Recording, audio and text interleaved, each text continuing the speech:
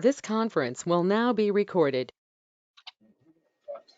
Hey, Rick, it's John. I can't get my camera to turn on. It says a limit has been hit for the meeting. Yeah, that happens. We only have 25, so don't worry about that.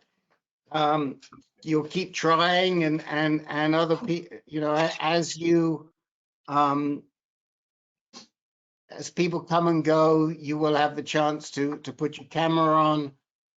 We know that it is a defect of Go2. And speaking about defects on Go2, we apologize to everybody, both those of you here tonight and those of you listening, that last week's recording went missing.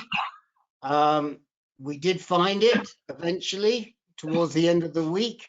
Go2 switched something on us, and as a result of that, we didn't really know who was where the recording had been lodged. It went onto somebody's local drive instead of going to the cloud. Hopefully that won't happen again, and trust us when we tell you it wasn't our doing.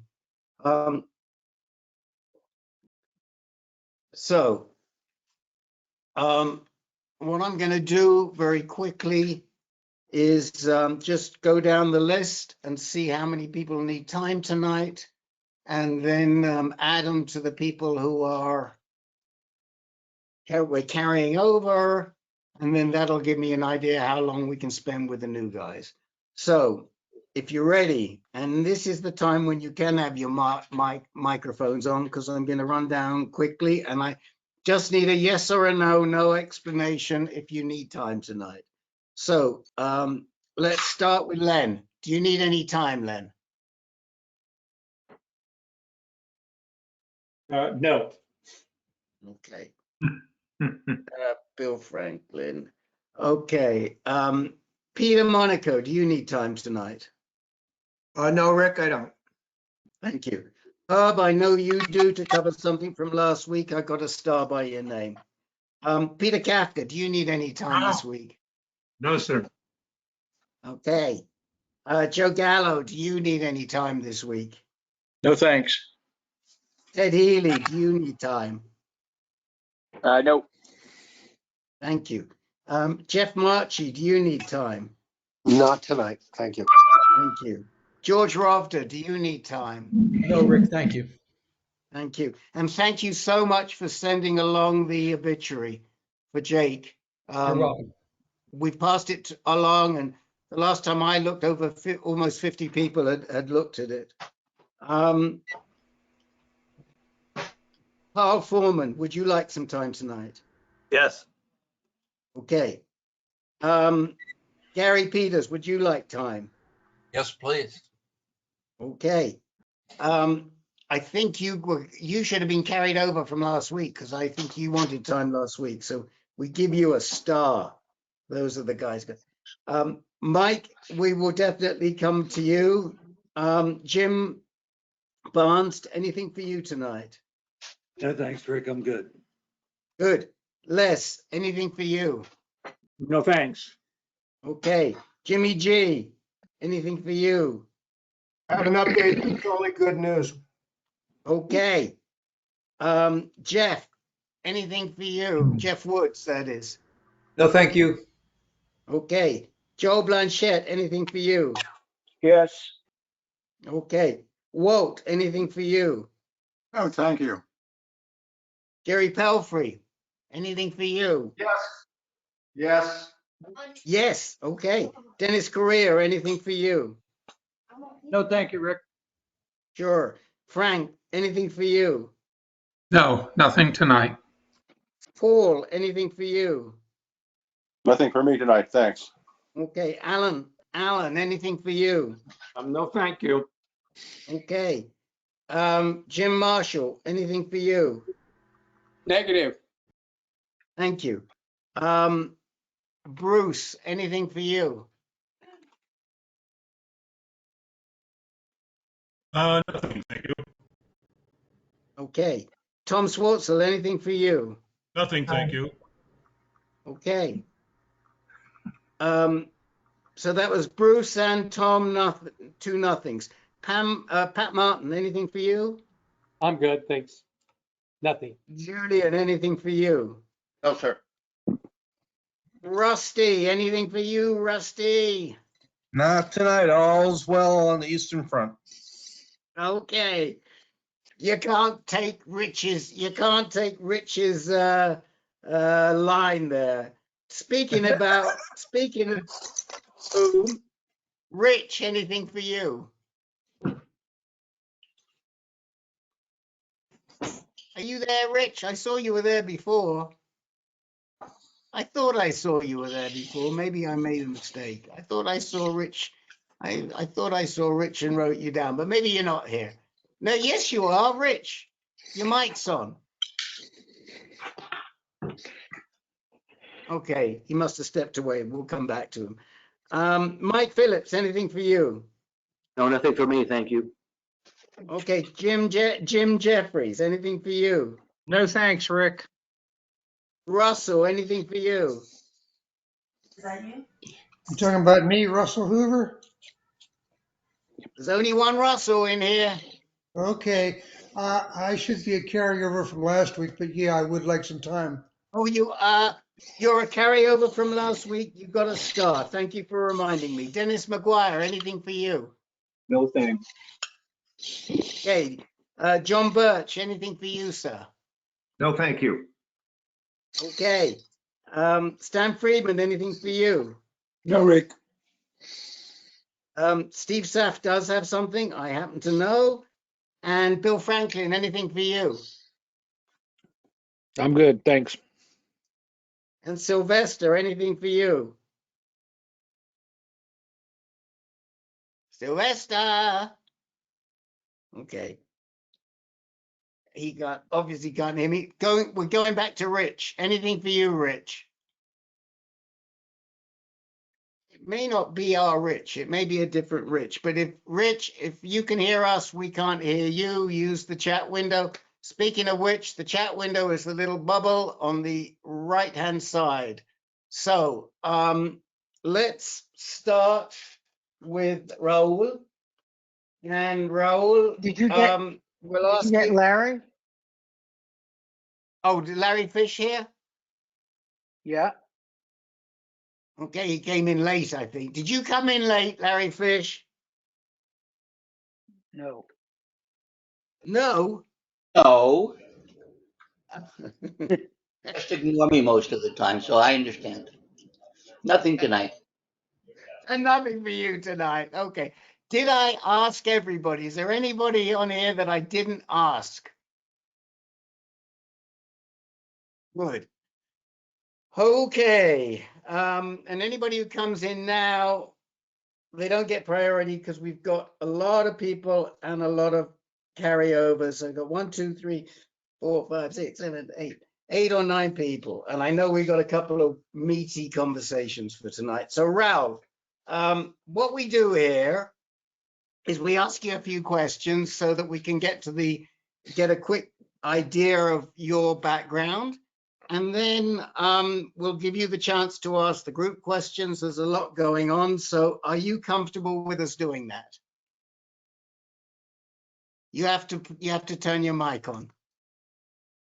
You're muted right now, Raul. There you go. Yes, I am comfortable. Good. And is your last name Pereira or Ferreira? Ferreira, P with With a like P. Peter. Yes, that's what I thought. We'll get that changed. Thank you very much. And how old are you, Raul?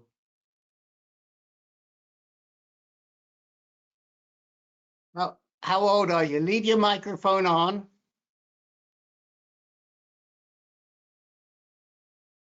You're muted right now. So in order for us to ask and hear you, you've got to leave your microphone on.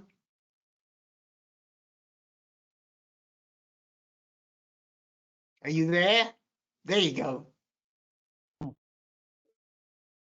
Can you go? How old are you, Raul? I am 69 years old.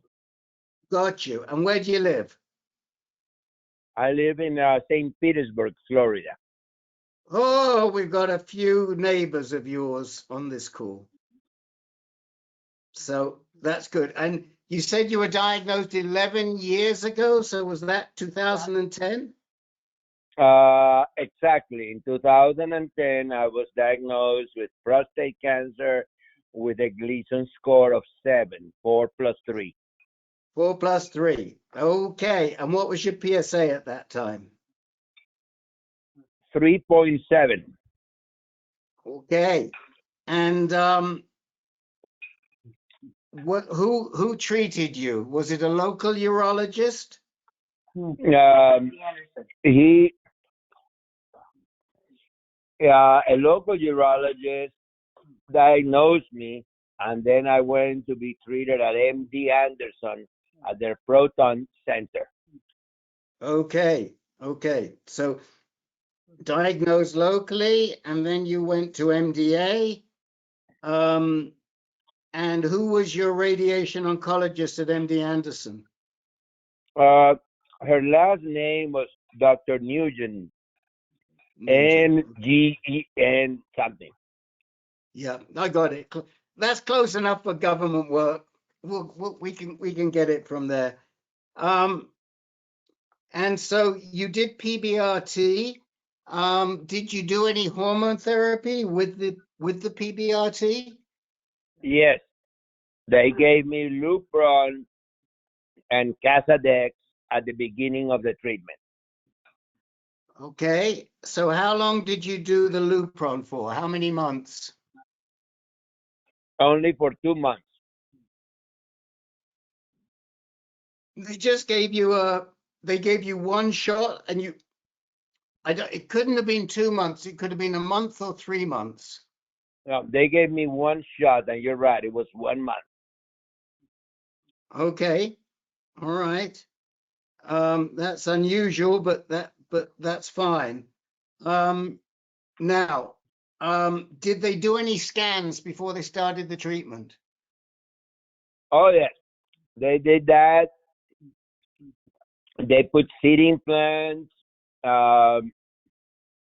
They did a scan. They did everything you can think of. Did they find anything? Yes, they found that the diagnosis I had here was accurate. It was a 4 plus 3. And then they put me on a 39 treatments of proton therapy. Okay, but they didn't find any metastasis. They didn't see it was outside of the prostate anywhere. That's correct. There was no metastasis at the time. Okay. Now, tell us what happened after this initial treatment. About a year ago, on a routine medical exam, I noticed that my PSA had gone up from 0.4 to like 0.8. I kept an eye on it, and 2 or 3 months later, it was at 1.2, and then it was at 1.4.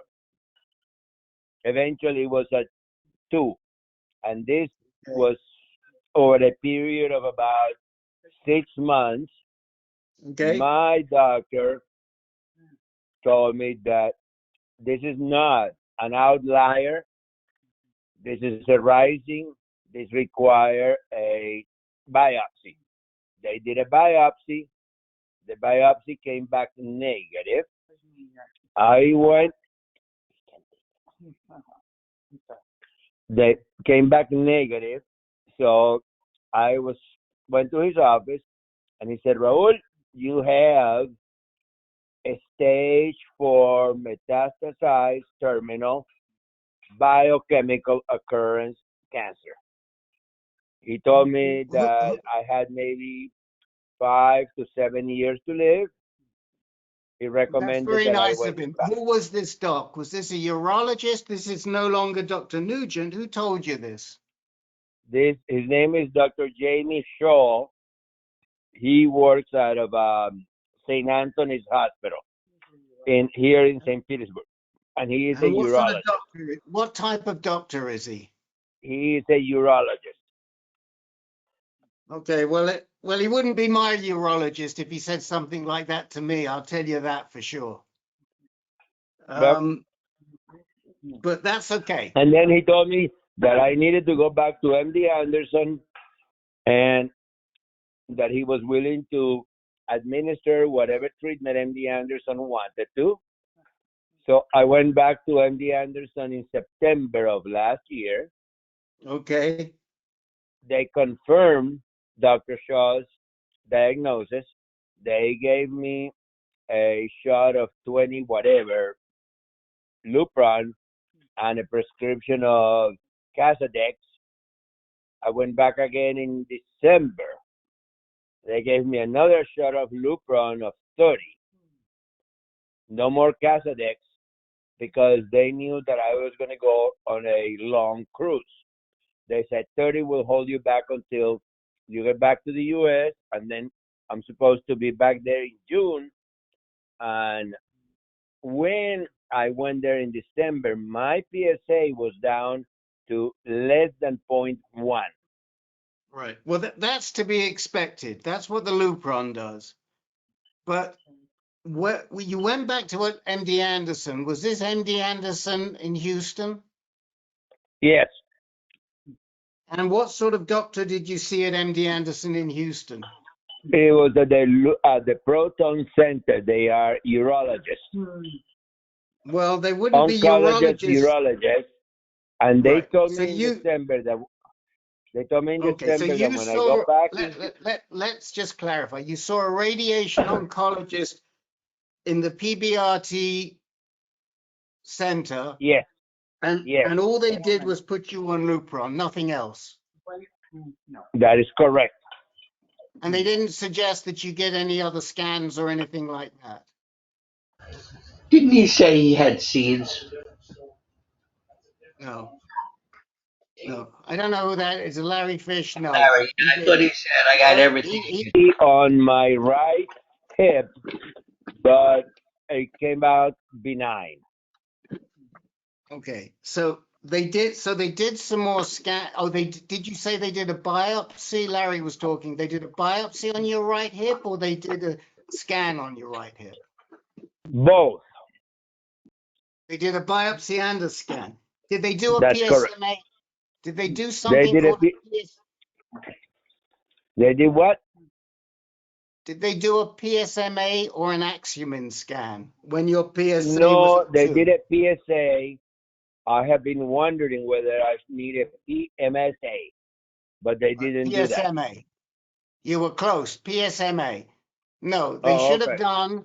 I don't want to say they should have done. If it were me, or most of the guys on this call, they would have insisted that they had a PSMA scan or an Axumin scan when the PSA was at 2, because they could have seen what was going on and where the disease was coming from. It's too late now, unless we take you off of the Lupron and we let your PSA go back up. We don't know where it is. So the fact that MD Anderson did what they did is to me troublesome, very troublesome. But I didn't know about the PSMA at the time. I know you didn't, but you might have heard of Axumin, which is a scan that was approved some time ago. And these are the sorts of scans that we encourage men to get when their cancer recurs and if their PSA is high enough. They don't work if the PSA is too low, but when the PSA gets over somewhere between 0.65 and 0.8, these scans work well.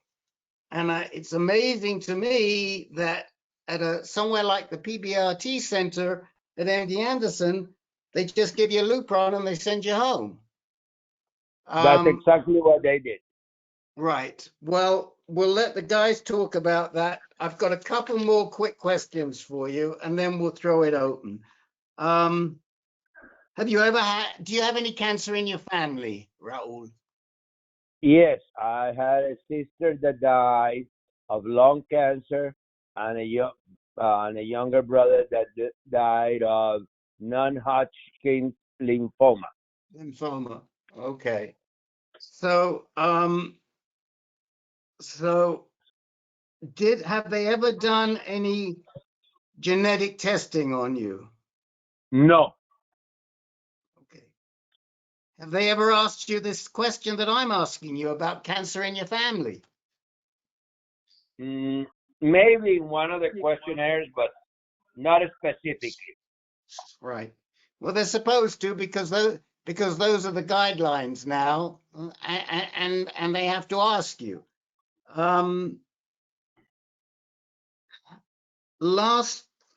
Just a couple of quick ones. How did you hear about AnCan? How do you know about us?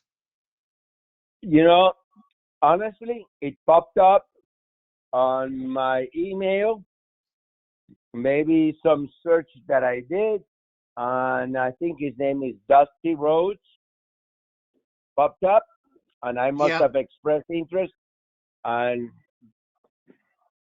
that's how I got to know you guys. Okay. So we need, if you'd like us to send you reminders before each meeting, we will need your email, and you can send that to me afterwards, or you could send it to rd@ancan.org. R is in Rick, D is in Davis at ancan.org. If you send me your email, your email address, will make sure you get a notification before each meeting, or you can go to our website and register yourself. Do you have any questions you'd like to ask us? Yes, I have two main questions. The first one is, they told me that after this treatment, there were several options, one of them ending in chemotherapy, but all of them ending in death.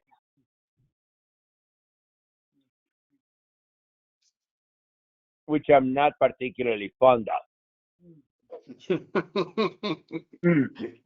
Yeah, you got a few compadres. You've got a few compadres in here. Okay. And I have noticed. No, go ahead. I have noticed that the hot flashes, the sweat, I have lost energy. Right. Is that all normal? Right. So we're going to talk about that. We may even have something that we can suggest to you to take care of these hot flashes. Who would like to discuss the treatment that Raul is getting, if that would be acceptable to them, what they think Raul might want to do, and whether this prostate cancer is likely to end up killing him? Anybody who wants to take it on first?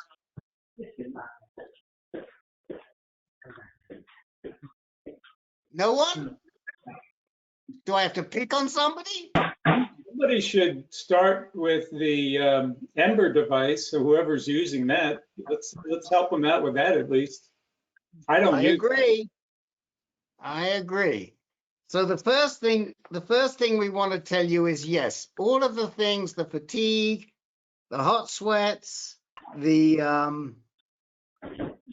probably the depression and all of that, the muscle weakness, this is all associated with taking the Lupron. And it may be in your case that you may not have to take the Lupron forever, but you may have to take it for a while, maybe a year, maybe a year and a half or 2 years, and then you may be able to get some relief from that. But for the time being, you're going to have to work on that Lupron, and we're going to give you a lot of good tips on how to help you with some of the side effects. When you send me your email, I'll send you a pamphlet. But the one thing we want to tell you, first of all, how do I send you my email?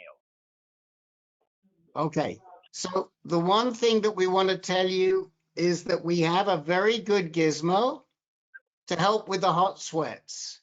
And what you're on the telephone, so you can't exactly see it, but it's something that goes on your wrist and it works. So if anybody, somebody, Herb, would you like to just tell Raoul a little bit about the Embr device?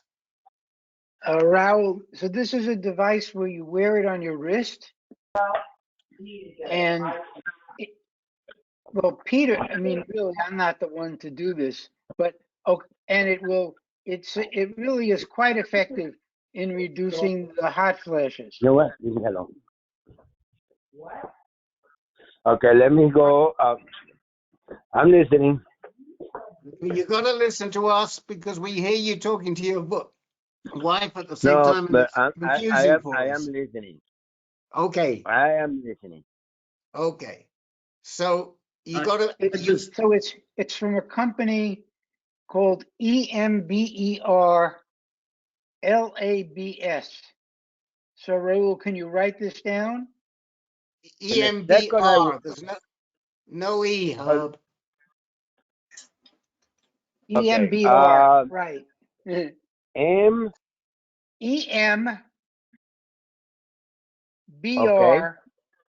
LABS.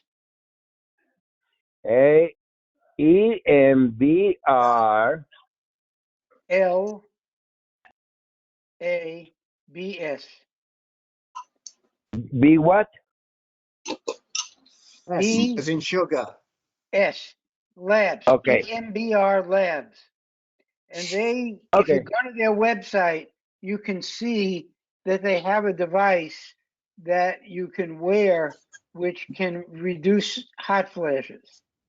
Now, if you're on the computer, we could show you what one looks like, but right now, you'll have to look for yourself. Right, well, I can do that. So, I guess the other issue is. Hold on 1 second. Hold on 1 second. We'll come to the second issue. There used to be a trial, and you used to be able to get one of these for free, Raoul. They cost about $250. I don't know if the trial is still up and running, but you can call them up and tell them you're a prostate cancer patient. Is the trial still running? And you're referred by AnCan because they know us. Okay. Rick, it's most. I think the cost is really $350. Okay, it doesn't matter, guys. Don't worry about that. Let's just whatever it is. But what more important is he should ask about the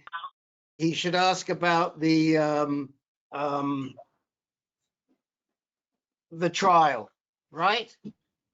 Right. Okay. So are most of the people here recurrent? Yes.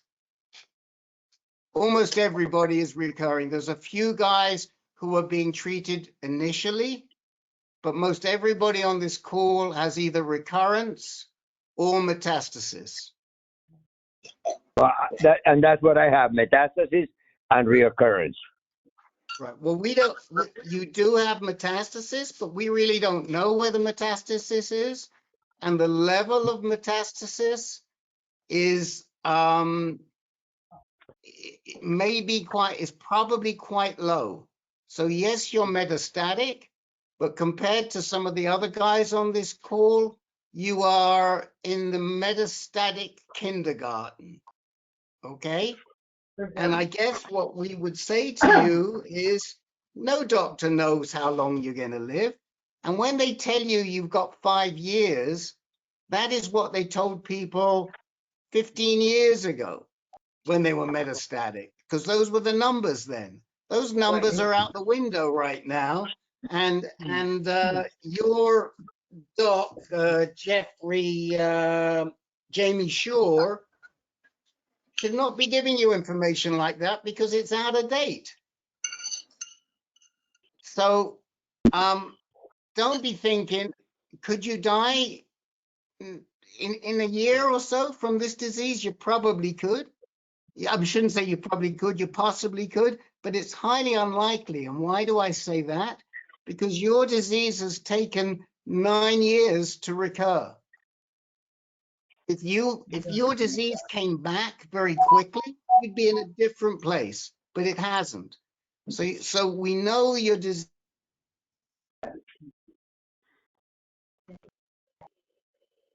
Yeah, that's all of what you're saying is very uplifting. Disease. So We can't hear you, Rick. Yeah, Rick, you're fading in and out. We can't hear you now. Can't hear you, Rick. I don't know who I'm listening to, but I'm only listening to one person. Well, the guy you were talking to, Rick Davis, none of us can hear him right now, Raul. Right. So, Raul, who is your main doctor right now? My main doctor is Dr. Nugent at MD Anderson. And what kind of a doctor is he? Well, she is a oncologist, urologist, but I was told by her that in June, when I got back, she is transferring or sending me to a medical oncologist, no longer a urologist. Good. Okay. That's a very important switch, because your disease is no longer urological. Mm-hmm. That's what she said. Right. Hey, Raul, we have a guy who lives in St. Petersburg like you, and he said he's willing to talk to you. I guess can give us your telephone number. His name is Bill Franklin. And Bill, I don't know if you want to give Raul your number or you want to take Raul's number. I would be happy to give him my number. Yeah, either one's fine with me. Oh, okay, Raul, go ahead and just tell us your number and Bill will copy it down. Okay, 727-433-1499.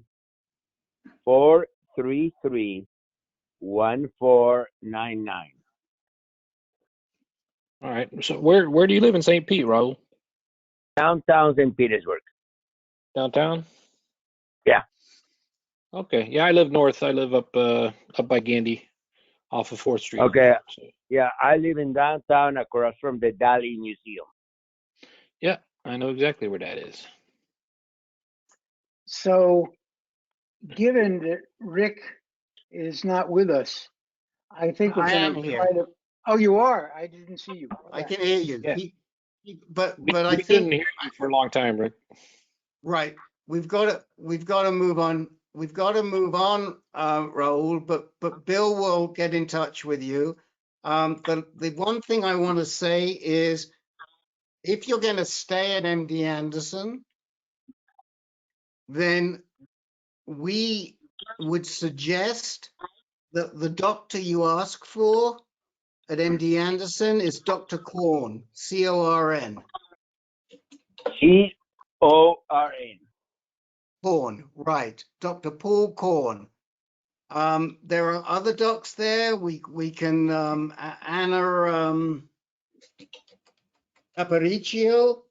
Anna Aparicio is another good doc who is there. She would be an alternative, but we like them both. But we do like Dr. Korn. Okay. Okay. And don't just let them assign you a doctor. Okay, that's another piece of good advice. Right. I mean, you should write to your urologist who says she's going to transfer you now and say she's a rado. She's right, but Herb, she's the one who can arrange the Korn. Right, but she's not a urologist. It's a radon. We covered that. We covered that early on. Okay, Dr. Nugent. Yes. You have no idea how much help you guys have been.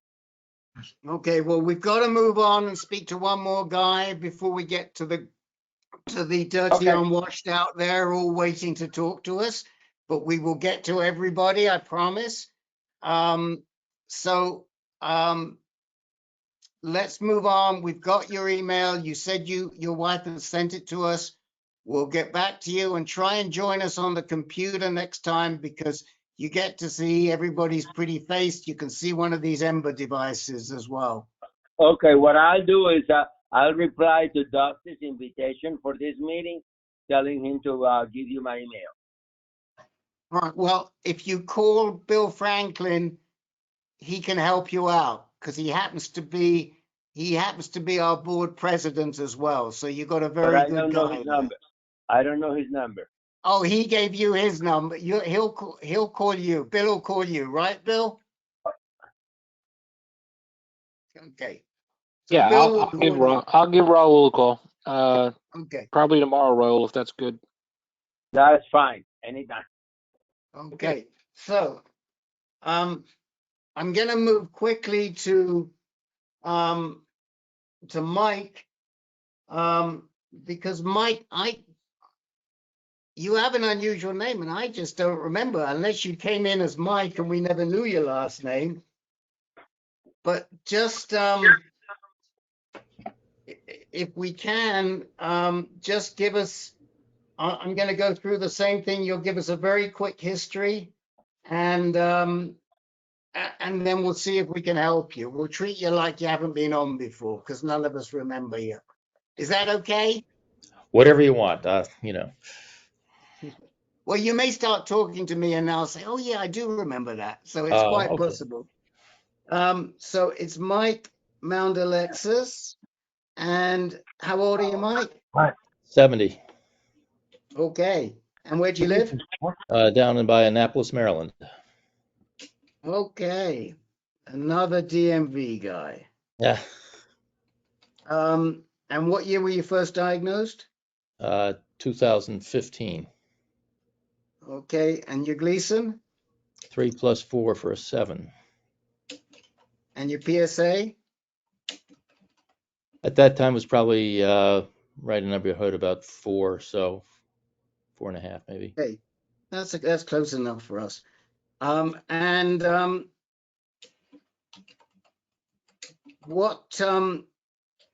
doctor were you seeing? A local urologist, or were you at a center? Urologist, Dr. Schwartz. Okay. And what was did they do any scans before they started? No, absolutely not. The only thing he did was they had to delay the biopsy until 2016 because I had a heart attack. They didn't want to mess around with that.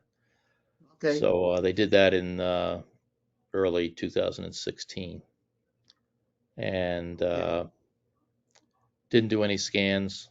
And what did you choose to? I elected proton treatment at the Loma Linda.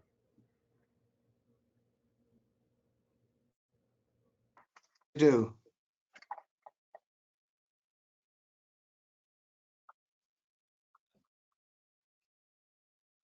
We don't hear you, Rick.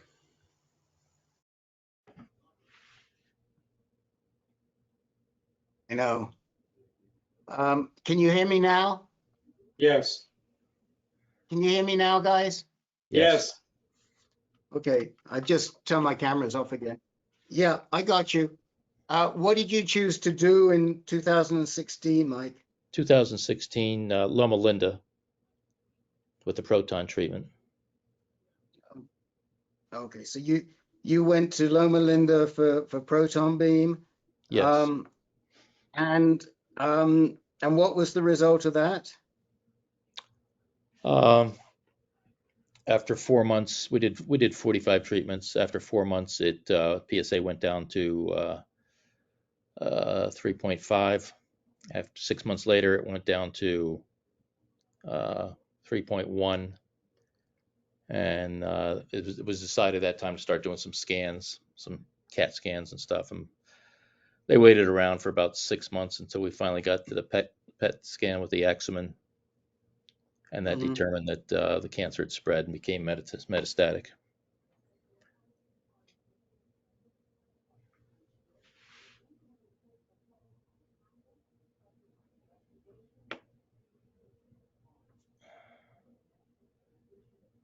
Rick, we don't hear you once again. Mike, what did you say your Gleason score was? Well, that's because I wasn't 3 + 4. Okay. Go ahead, Rick. And yeah. You can't hear me because I wasn't talking. But my internet is in and out here, so I'm not doing great. I'm sorry about this, guys. You said your cancer was metastatic on the axillary. Where was it showing up, Mike? Lymph nodes and possible suspicious on a couple of bones. Which bones where? Ribs? They didn't say. Or maybe they did, and I don't remember. Yeah, do you have a copy of that report? Okay, so this was around 2017, I'm assuming. 2000, it would have been 2018. 2018. And what have you done since? It was Loma Linda that did the Axiom scan, right? Or was it somebody on the East Coast? No, it was my local urologist that did that. All the testing after that, the CAT scans and everything else, was local urologist here in Maryland. Okay. And who's treating you now? Johns Hopkins was with Dr. Eisenberger. And then just recently, Dr. Handy Marshall, which I think you talked about in the last. Yeah, we like her. Do you like her? That impressed the heck out of me when I heard that a month or two ago. Okay, yeah. Well, that's great. And what treatment does Dr. Marshall have you on? Actually, the same thing that Dr. Eisenberger did, and that was in November of 2018. He immediately put me on Zytiga and Lupron and prednisone. The PSA went from 5.7 down to undetectable within a month. Okay, and where are you right now? Still undetectable. Okay. So I'm happy camper right now, but you obviously, are. Yeah. But the one thing that is worth having a chat with Dr. Marshall about is that sometimes we see guys that get a lot out of Zytiga, 3-4 years. It can make the disease difficult to treat, and we've seen it. Doesn't always happen, but sometimes, especially in your case, it might be worth taking a holiday for a while. If it were me, I would be thinking about that. Yeah. Oh, we did that. We did that. Oh, you did? After 2 years, he took me off of Zytiga, off the prednisone, and stayed on the Lupron for, actually, they put me on Trelstar for the 3rd year. And then just this last October, they took me off Trelstar and put me on Eligard. Okay, but so they took you off the abiraterone, so you've just been doing the LHRH alone? Correct. Okay, so how long did you do the Abby for? 2 years for the Zytiga. 2 years for the Zytiga. And now you're just on. So, again, you could discuss coming off altogether. You're still at 0.1. We have discussed that, and she basically said, and Dr. Eisenberger also said, Lupron for life. Yeah. I think that's probably a great time at which we can throw it out to people and see what they say about Lupron for life, because we've got guys. One last thing. Has there been any progression in your scans? Have we seen anything change in your scans? They will not do any scans until it goes above 2.0, which kind of surprised me. I keep on asking. No, is the answer. So, what about bone scans? They won't do bone scans? No. Well, they did a densitometer. Density, but they're not doing any bone scans to look and see what's I mean, I understand why they can't do a PSMA or an Axiom, but that they won't do a bone scan is kind of strange. They just said it's until it gets above 2.0 that they're not even going to consider it. and like I say, from both Okay. doctors, which Well, kind of let me try surprises it. me because a lot of my buddies have been getting all kinds of scans after their treatment. Right. Any genetic testing done, Mike? No, not yet. Nothing. No. Have you even had a germline test for inherited disease? No.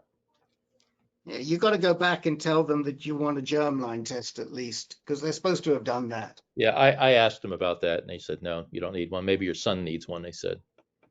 Yeah, you need one so you can tell your son. Yeah. Or should we wait until your son gets sick? Yeah, exactly.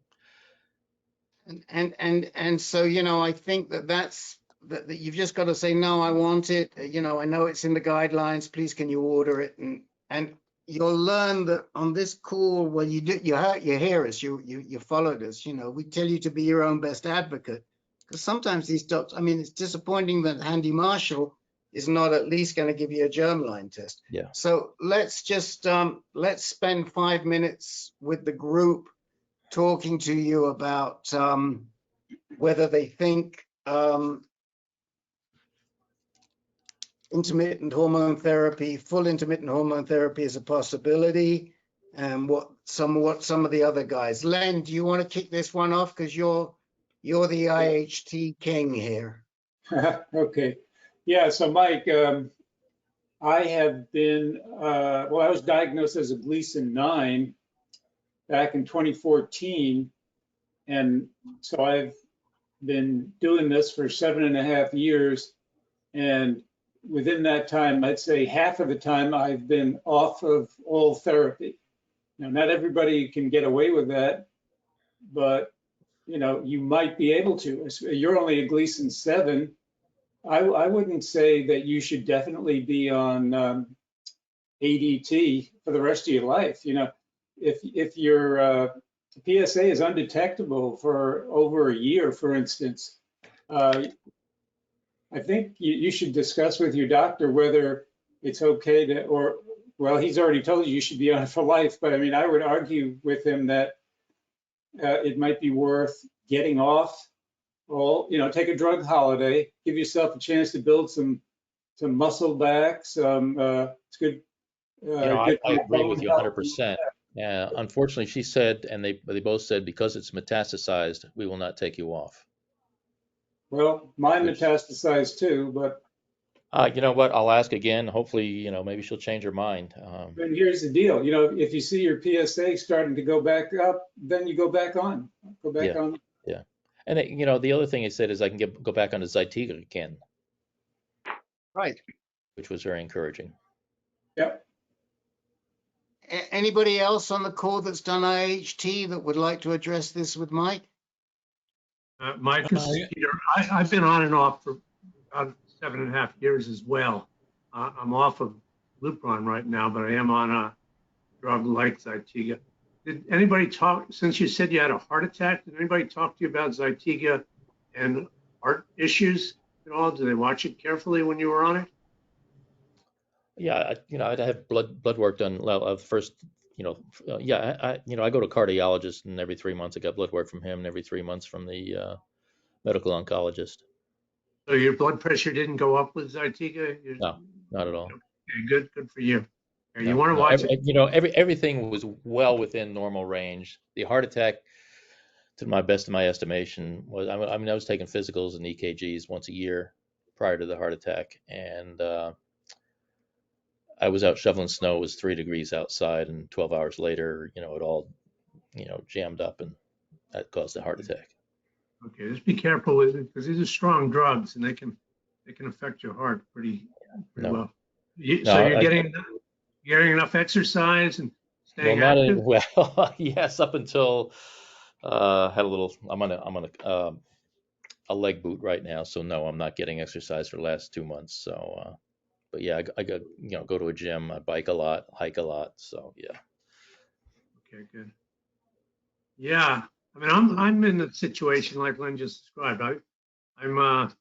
My PSA is creeping up slowly, and if it goes up to a certain point, I'll either go back on Lupron or I'll go and get a scan, a PSMA scan. So my doctor, and I've got metastatic disease. I've gone through chemo and so forth. But my doctor is willing to give me a long leash and let me kind of run loose a little bit, knowing that I've got the sense to do something. I do blood tests every month. I watch it pretty carefully. Yeah. I think they were encouraged that, how fast it went down after I was on the Zytiga. I've heard a lot of patients that it takes months and sometimes a year for it to go down. Did you ever get a second opinion on the pathology, or did you just get one reading on your biopsy initially? I was just one reading. That was it. Yeah, interesting. But the fact that it after the that the proton it went up so quickly surprised everyone. Right. It might not have been a 3+4. Okay, this is Bruce. I had a question. I was a Gleason 9 with a PSA of 85, and I started on Lupron and Zytiga, and then I dropped the Lupron a year later. When I was the PSA was non-detect, and I've been non-detect now for 10 months. Question: Why did they take you off of Zytiga? He left me on there for 2 years and then decided to take me off. And that was about a year I'm and a on half it ago. for 2 years right now. Yeah. So let me tell you, let me answer that. And Bruce, we have another Bruce. Bruce, is this the first time you've been on this call, or have you been with us before? I've been on before. Okay. So there is a concern when you stay on Zytiga abiraterone too long that it changes your disease. Doesn't always happen, but it can do. So when you see guys that have been on second-line anti-androgens like abiraterone or some of the IDEs for a long period of time, even if they're doing fine, the problem is that when they stop doing fine, we can't find a good treatment the next time around. And anecdotally, we've seen that very sadly with several of our people. And Jake is one, who we just lost. Richard Foodie is another. Different drugs. No, not different drugs. Both of them were on enzalutamide. Rob Baniscus, 4 years on abiraterone. We encouraged Dennis Correa, who's on the call today, to take a break for a year because he had had great success with abiraterone. So it's controversial. You have to go back and talk to your docs about it. But it might be an idea to give it a break a little, possibly when you've been doing well for a while, because you don't want to get your cancer too comfortable with the drug. Okay. Now, I was reading an article too about the androgen receptors of the cancer itself develop their ability to live in a very low testosterone environment. This article was talking about a technique called bipolar androgen therapy. Right. So let me just say, Bruce, that the reason we go around everybody in the beginning is to, and if they need time, is so that we don't hijack someone else's thread. All right. And we're very, very happy to welcome you and to talk to you about BAT that we're very familiar with here. If you want to know more about it, go to our website and just search for Denmead, DENMEADE. Sam Denmead started this. He was the original guy. He gave us a lecture on this about 3 years ago. We have a very, very good webinar on that. If we have time today, we'll come back to BAT, but I don't want to hijack Mike's thread, and we've got a lot of other guys who have asked for time. Yes, So I the understand. best thing to Thank do you. is if you want time like this, you're very welcome to it, but just tell us up front, okay? Yep. And come back next week, come back next Tuesday, and ask for time, and we'll talk to you about BAT. And the homework in the interim is watch the Denmead presentation on BAT. Let me come back to Mike. Mike, I mean, I think the take home for you is that it's up to you. You can insist with Marshall. Yeah, you were metastatic, but so was Len metastatic. There was a lesion in Len's hip when he did IHT, and there are a lot of other guys who have been metastatic. So it's not a be all and end all. It's a function of your doc. I can tell you for sure that Dr. Marshall's mentor, Dr. Antanarakis, that's not his thinking, because he's happy to get men off and put men back on again. So unless there's something that we don't know about, that you haven't told us, it would seem strange to us. And if it was me, I might want to try it and keep a very close eye on it. And I might also want to seek a second opinion. Yeah, that's sounds good. Sounds good. I will keep on her about that. And see And what possibly, another doc says. yeah, and possibly that. We can see in go ahead. Yeah, so where are you comfortable going for a second opinion? I'm not sure. I pulled away from my urologist and his practice. I was very dissatisfied with that. And I'm glad I went to Hopkins. Right. I mean, when we say a second opinion, we mean a second opinion from a medical oncologist. That's correct. So the question is, I mean, would you go to New York? Would you go to Texas? Would you go to North Carolina for a second opinion? I've never even thought of it, and I'm certainly not traveling much with this COVID, so I don't know. I just really haven't thought about it. Well, I mean, we've got names for you, and that you might want to consider, but you'd have to give it some guidance. You said Antanarakis at Hopkins? He's not there anymore. He's now in Minnesota, and you cannot. It's very difficult to get a second opinion in the same institution because the doctors don't like to contradict each other if they're working in the same place. That makes sense. Okay. You might want to consider the lady whose name I always forget, who's in Fairfax. Marshall? I forgot her name. Can anybody help? Aragon? Is it Jenny Aragon something? Argon Ching, ARAGON-CHING, Argon Ching. Yeah. You might want to consider Aragon Ching. Thanks, Joel. You might want to consider Aragon Ching as a local second opinion. We've heard good things about her. Anybody else want to comment on Aragon Ching? That's CHING? Yeah. Thank you. She's not at a center of excellence, but she's pretty good. She's at I think Fairfax Cancer Center, or I forget what it's called, but you'll find her. The other thing is, we loved Dan George at Duke. He's one of the best guys in the country. Love him. And I'm trying to think of people that are convenient for you.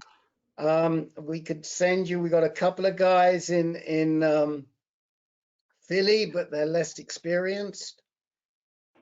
And I don't know why yes? We also have Nancy Dawson in Georgetown, GU medical oncologist for. Yeah, I wouldn't send anyone to her personally, but she's there. I mean, we've had guys who have seen her, and I'm not sure the care has been what it should be, Joel. That's my concern. Okay, got it. Okay. I mean, yes, she's there, and we've got other people, but we tried to send you to people that we know are solid, and I don't know Aragon Ching's position. And the other thing is we could suggest some people that would give you a telemed appointment. Rick, did you mention Gottesman in Fox Chase in Philly? I thought you did. before? No, I didn't yet, but he was on my mind. But that's why I say we have a guy in, we've got a guy at Fox Chase, but I think he's good, but he's not as senior, but you could try him. And I don't know where he stands on intermittent hormone therapy. Joe Gallo, do you know where Gainesman stands on intermittent hormone therapy? No, never asked him that, no. And most of the younger docs are much more aggressive with it. So I'm just surprised about Marshall. But we got to move on. So you'll have to forgive us. No, if that's I okay. appreciate everything and all the information. I really do. And yeah, thank you. Are you on our list? Absolutely. Good. Okay. Thank you very much. No, All thank you, right. sir. We're going to go first of all to the people that are starred first of all, because they got gypped last week. And we're starting with Herb, who got gypped last week. So, I mean, I think you all knew, if you remember, things are moving along in my disease.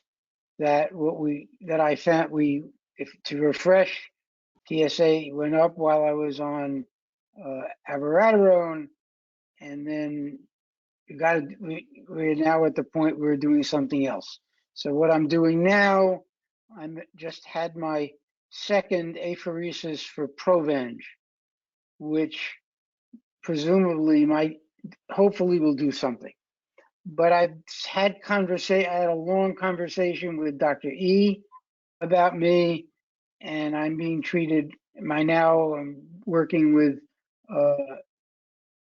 Dr. Carducci at Hopkins, and the main issue here now is that based on the mutation that I have in my androgen receptor, the best interim drug, given that lutetium would probably be the next optimum treatment, would be darolutamide.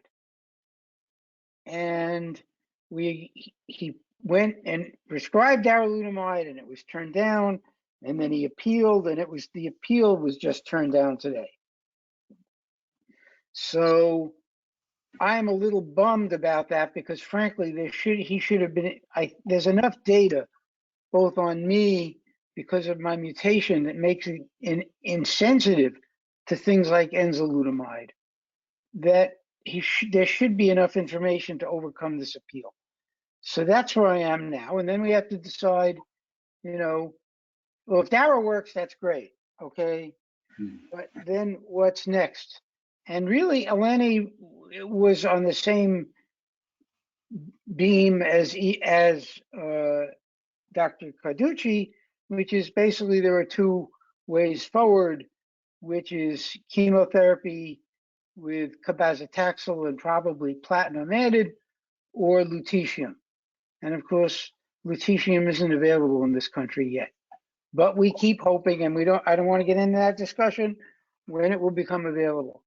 So I'm kind of between 6s and 7s. I've talked to several oncologists. I also happen to have gotten, finally, Howard Scher returned our email, and he came up with the same idea, that darolutamide, might work, but his feeling is just like Eleni's and Dr. Carducci's, the chances of one of them working, an enzalutamide or a darolutamide working after Abby fails, is relatively low probability event, but it might.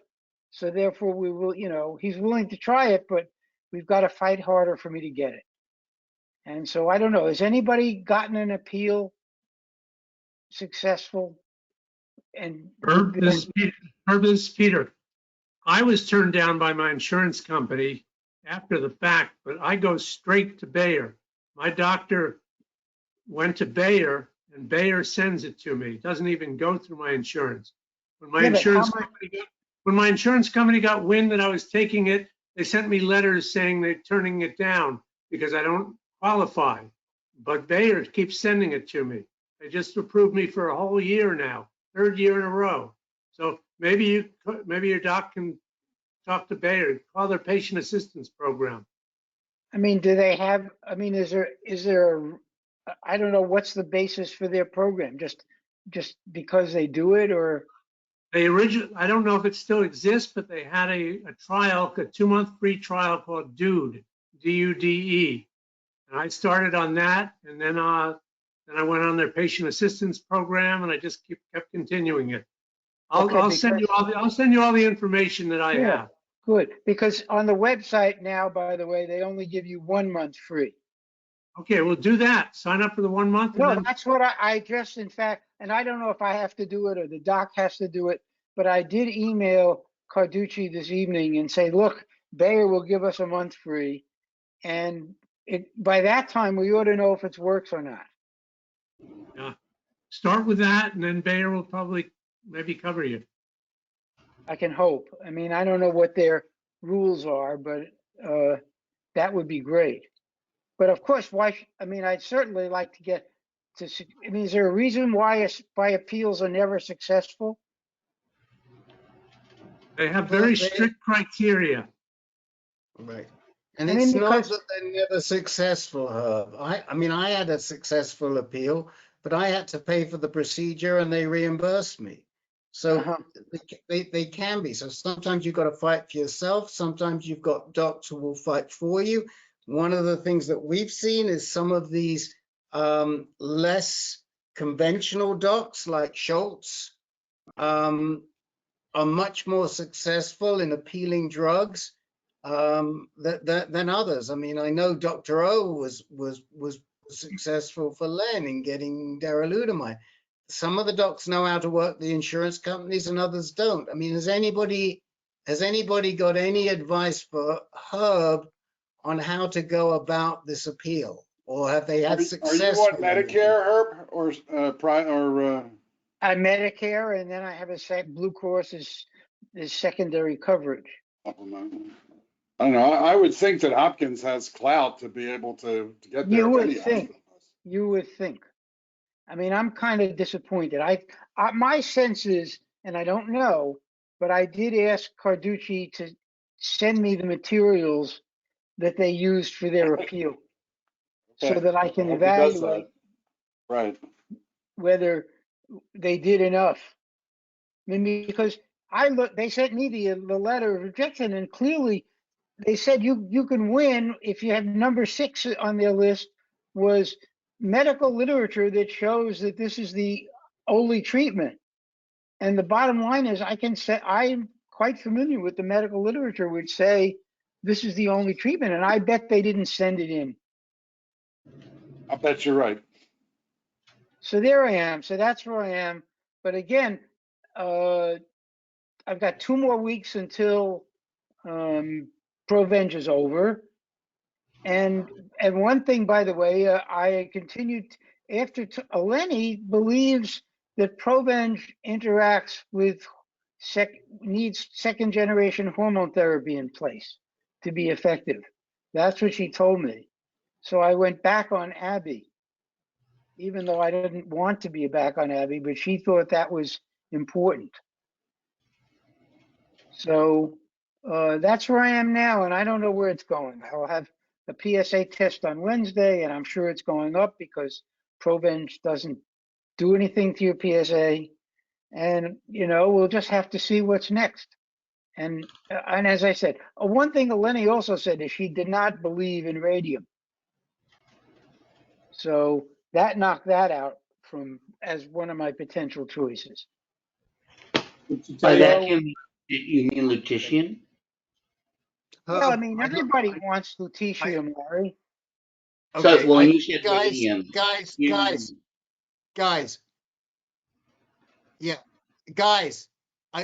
can't. We've got to move along. We can't get into this. This is going to turn into a longer discussion. We will come back to the lutetium and the radium.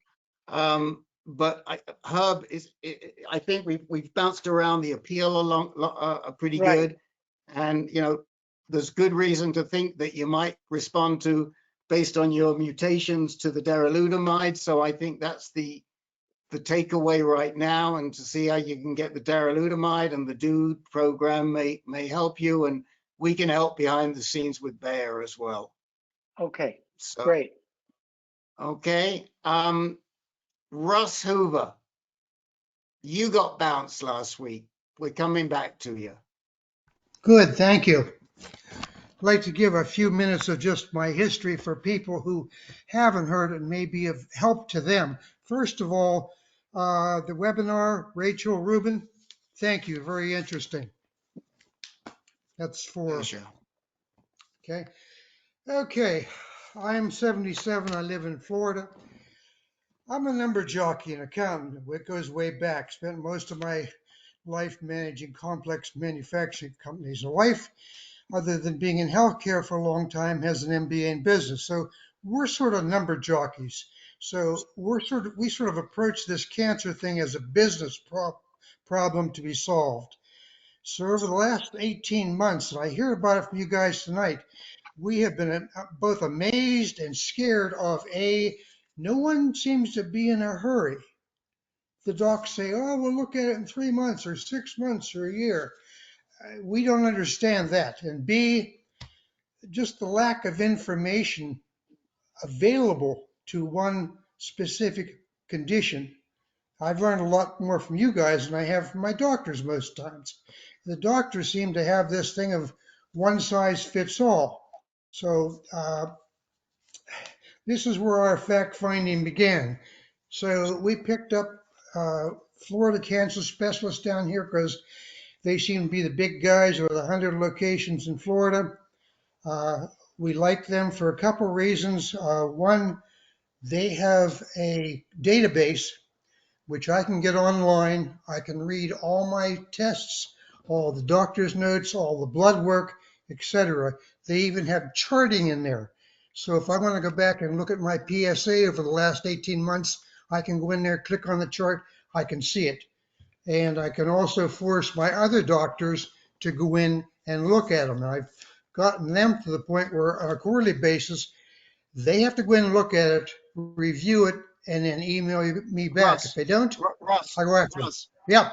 Russ, let me just jump in. I need you to be a little concise here, because most of the guys are aware of this stuff. So tell us quickly where you are right now and what can we help you with? What's on your mind? Well, what was on my mind there was the lack of speed at which some of these people do or do not move. To give you the sum and substance, I've been on Lupron and enzalutamide for 18 months. I've never had a high PSA. My highest one was 3.18 when I started. It's now down to 0.218. My testosterone number was 357 when it started. It's now down to 22. I get monthly blood scans and I get every 6 months bone scans and stuff like that. I've also gone to Moffitt, Dr. Jab Chahoud for a second opinion. He says I'm online with what's going on with me right now. I've had the BRCA and a germ test. Everything seems to be okay. I guess what I'm looking for, is there anything I'm missing? Because it's one of those things of you go to a doctor's office and they say, do you have any questions? Well, if you don't know what you're talking about, how can you ask a question? So there's my thing tonight. Is there something here that I have missed? Is there something here that I should be looking at? So you've been now on your enzalutamide and Lupron, LHRH for 18 months? Correct. Okay. And I know that it hasn't been easy for you with the hormone therapy. Nope.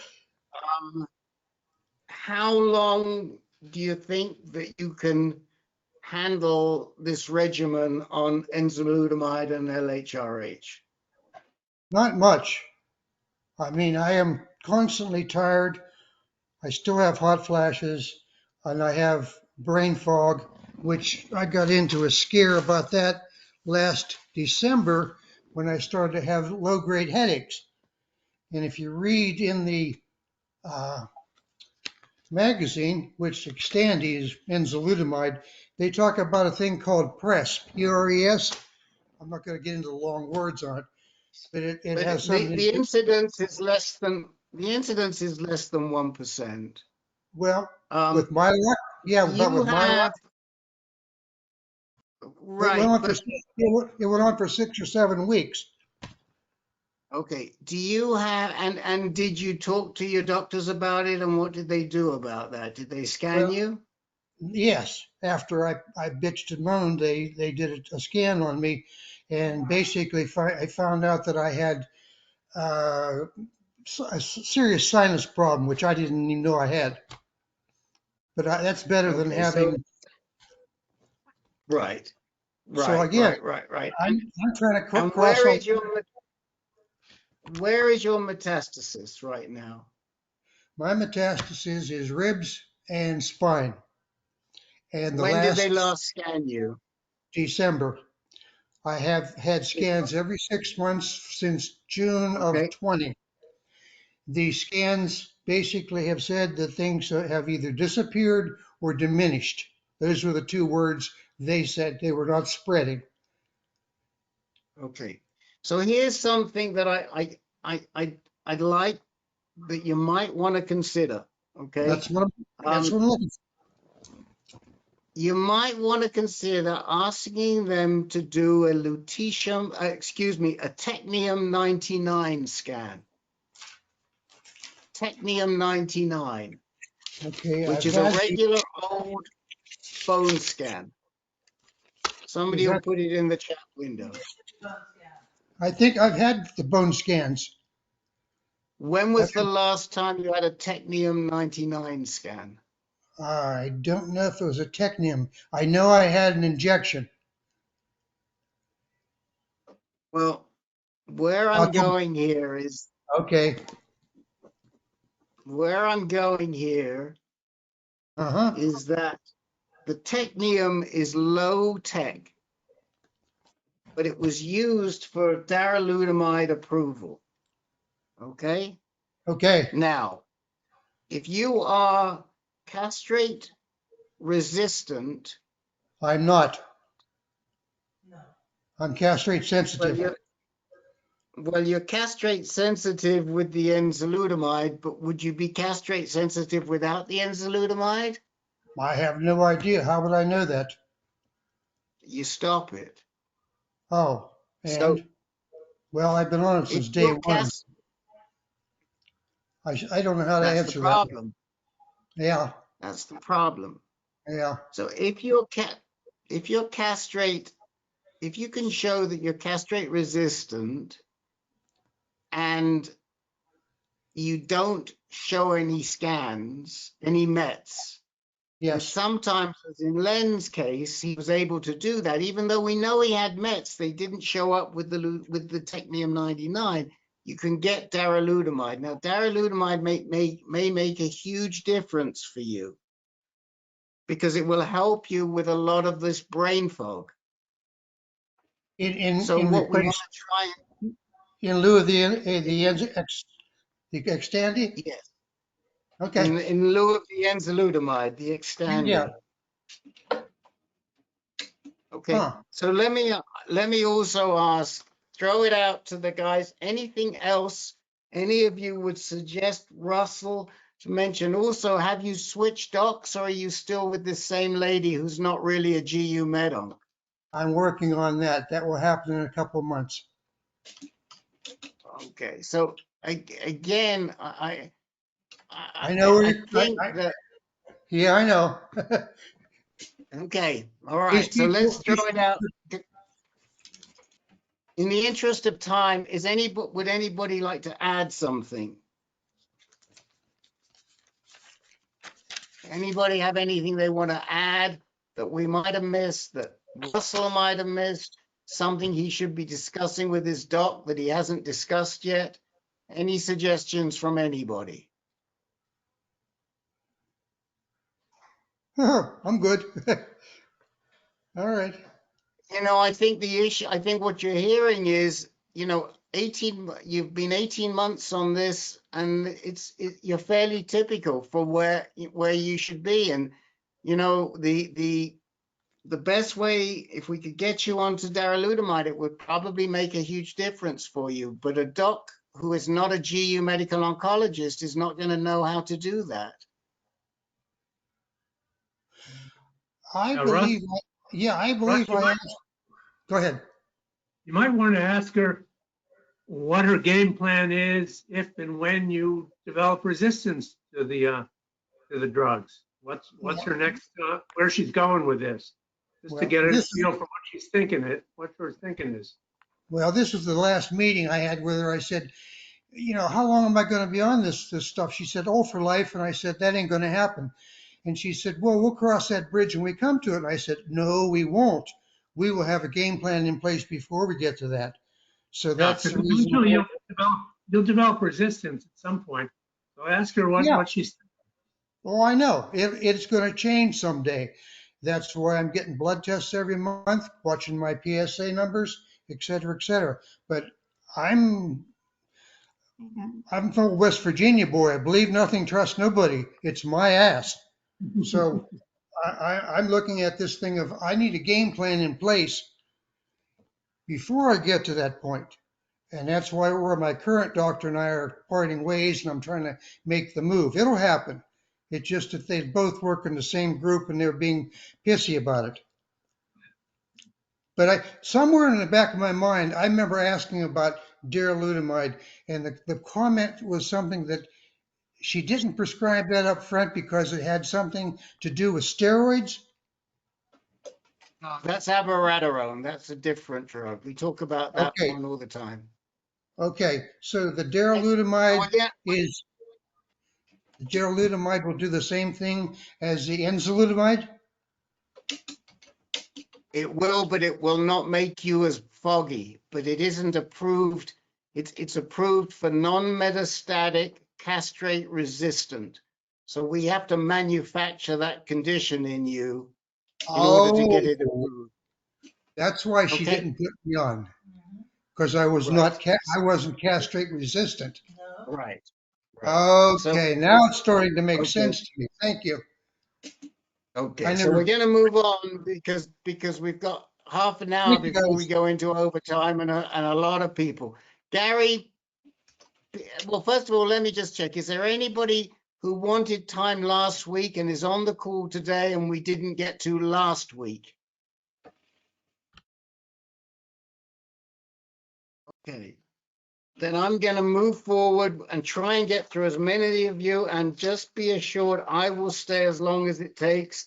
I don't ask any of the other moderators to do that, but I will stay as long as it takes. I'm going to dive in here and start with Steve Saft because an issue has arisen that I think was very important to a lot of people on this call, and I'm going to use Steve as a segue to get into that issue.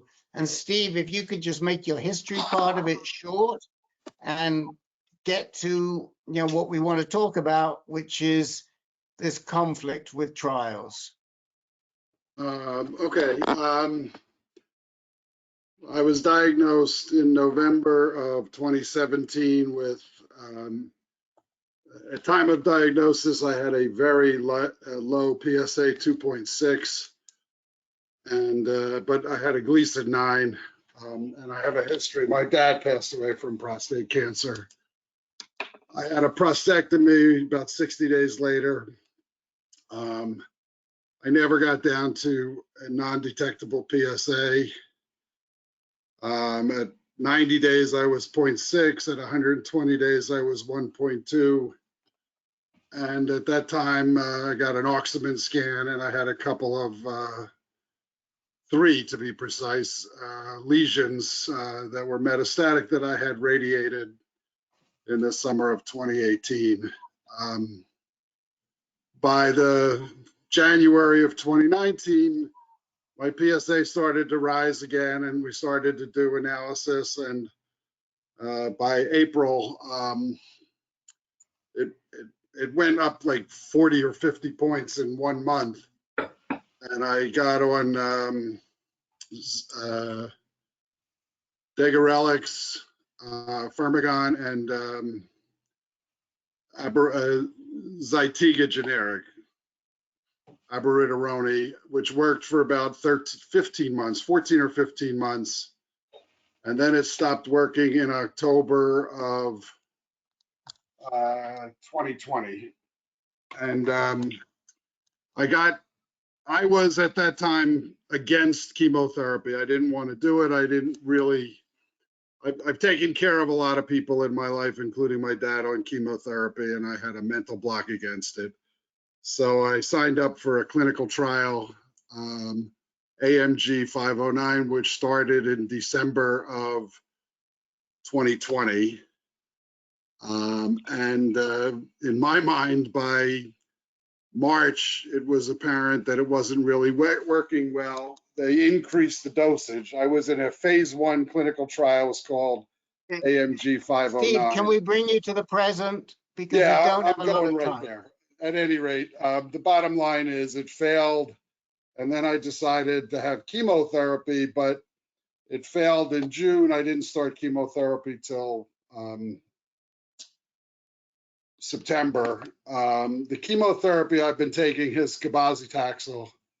I tolerated it very well, but it wasn't having any real effect on the cancer. My PSA has been hovering between 129 and 140 for almost the entire time I've been on it. And my back has started to hurt in the last month.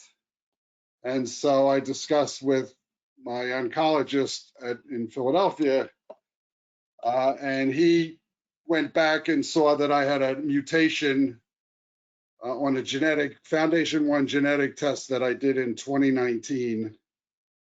And it was done from tissue that was taken from my prostate when it was removed. At that time, there were 7 or 8 mutations, one of which was something called EP300-Q767. And he decided he's running a clinical trial called Cell-Centric, which focuses on that mutation. I've had misgivings about doing that. And we've been going back and forth, and with the help of Rick and some of the other moderators, I've been talking about this with them offline. And ultimately, I was supposed to start today, and I pulled out yesterday and I've spoken to a couple of different oncologists, but I just decided that we did not have enough information. I have done no other genetic tests. This was from tissue that was 4 or 5 years old. I felt intuitively, my gut said that my cancer's evolved and had never acted really all that normal, like everybody, like most other people's, since I got diagnosed. And conversations with Rick and the moderators, I think, helped me give myself permission to listen to my gut. And I pulled out of it today, and I'm working on the next round of deciding what to do.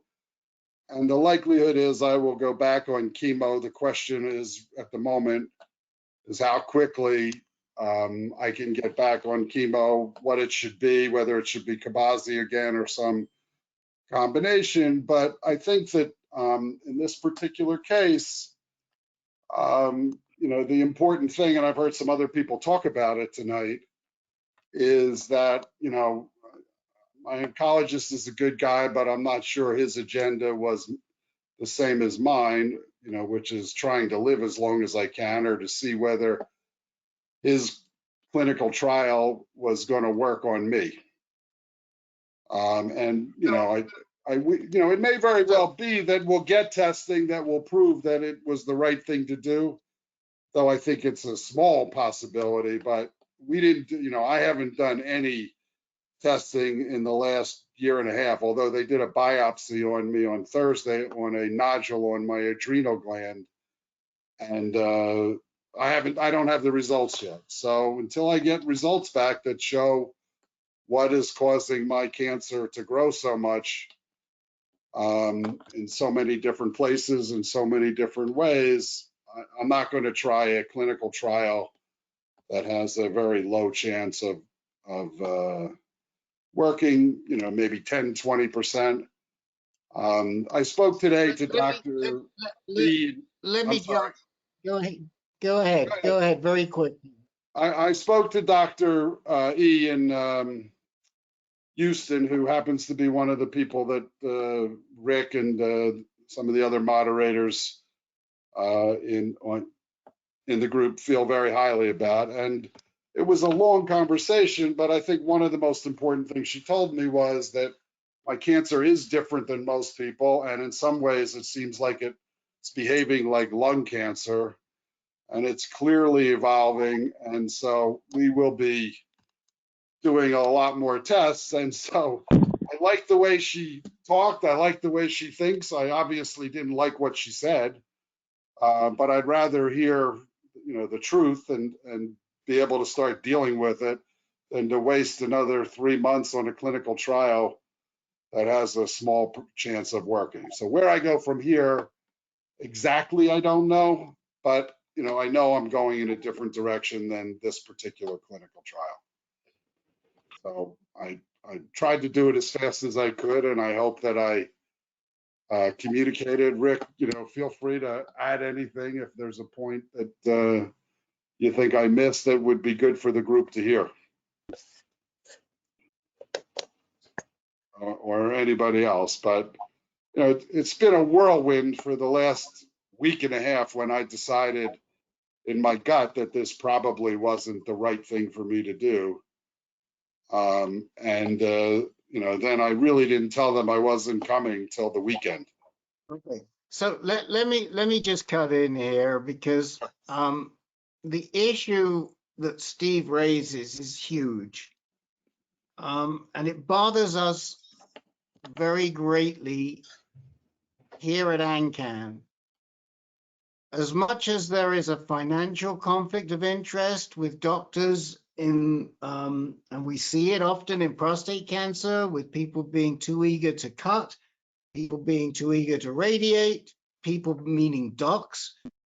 There's also centers of excellence, an academic conflict of interest where they want to push people into trials.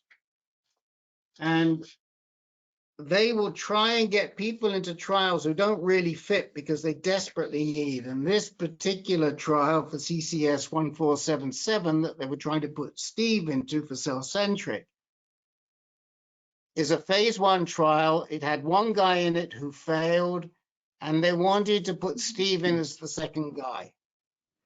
And one guy in the United States. There's 30 or something in the UK. Right. In the United States. By the way, in the UK, De Bono is running the trial, so he's pretty reputable. But here in the US, there hasn't been anybody. And if you have certain markers, like epigenetic markers, like Steve has, you could be very suitable, but they also want to try it for people that have no markers, just to see.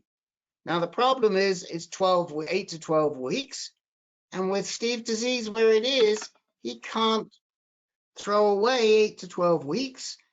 And what we want the take-home message for you listening to us, whether you're here live or on a recording, is if you're at a center of excellence and the doctor offers you a trial, be very discerning as to whether that trial fits you, especially if they're basing it on next generation sequencing that was done 2 years ago or 3 years ago, whatever it is, because that is not appropriate.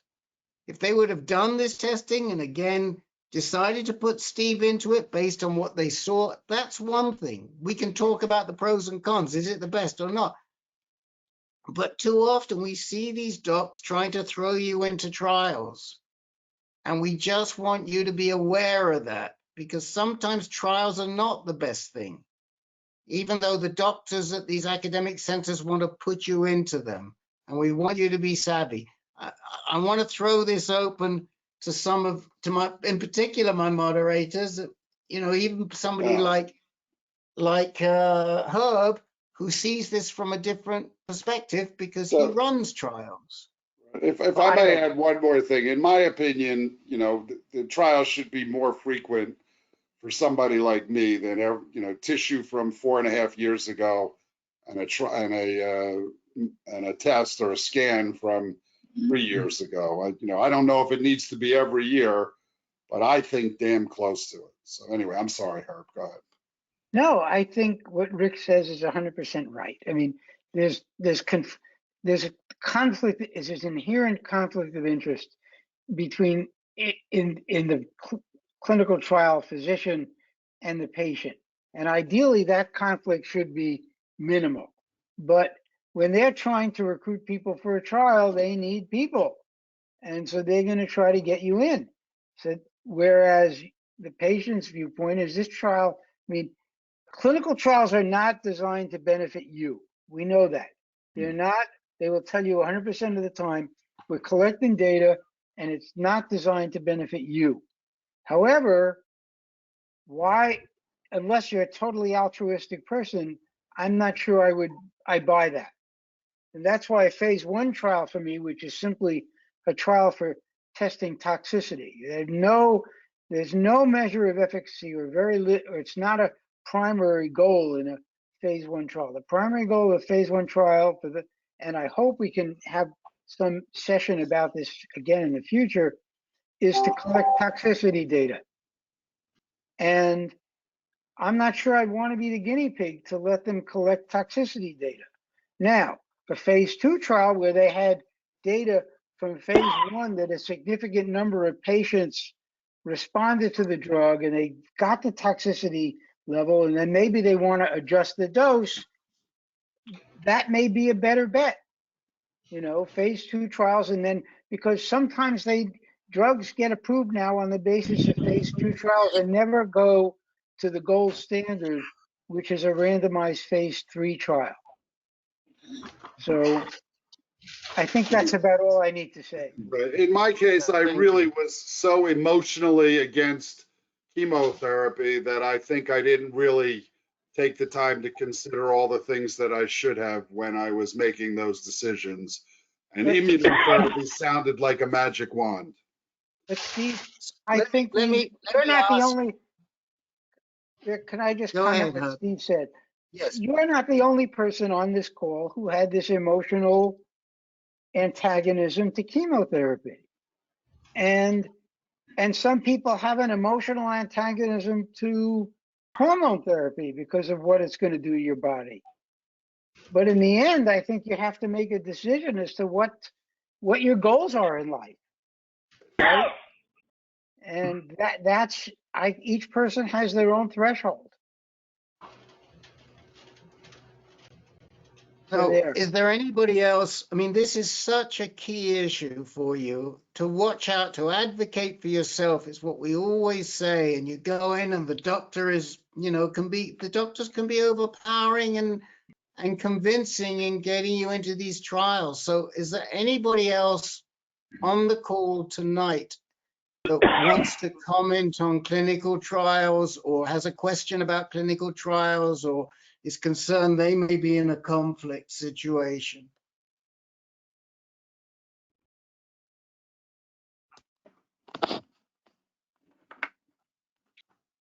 Hey, Ted here. I'm in a trial right now with OHSU. I'm in a trial right now with OHSU. It's for the effects of Lupron on physical nature, on my body. And I get a free PhD exercise specialist. I've had bone scan. I had a complete physical workup. It was all free. And I'm taking advantage of it, So in my case, I'm all for it. I don't feel like it was thrown down my throat. I definitely qualified since I was on Lupron, and it's evil. It's affected me terribly, and I'm doing everything I can to try to get out of it with the physical trial. So that's my 2 cents.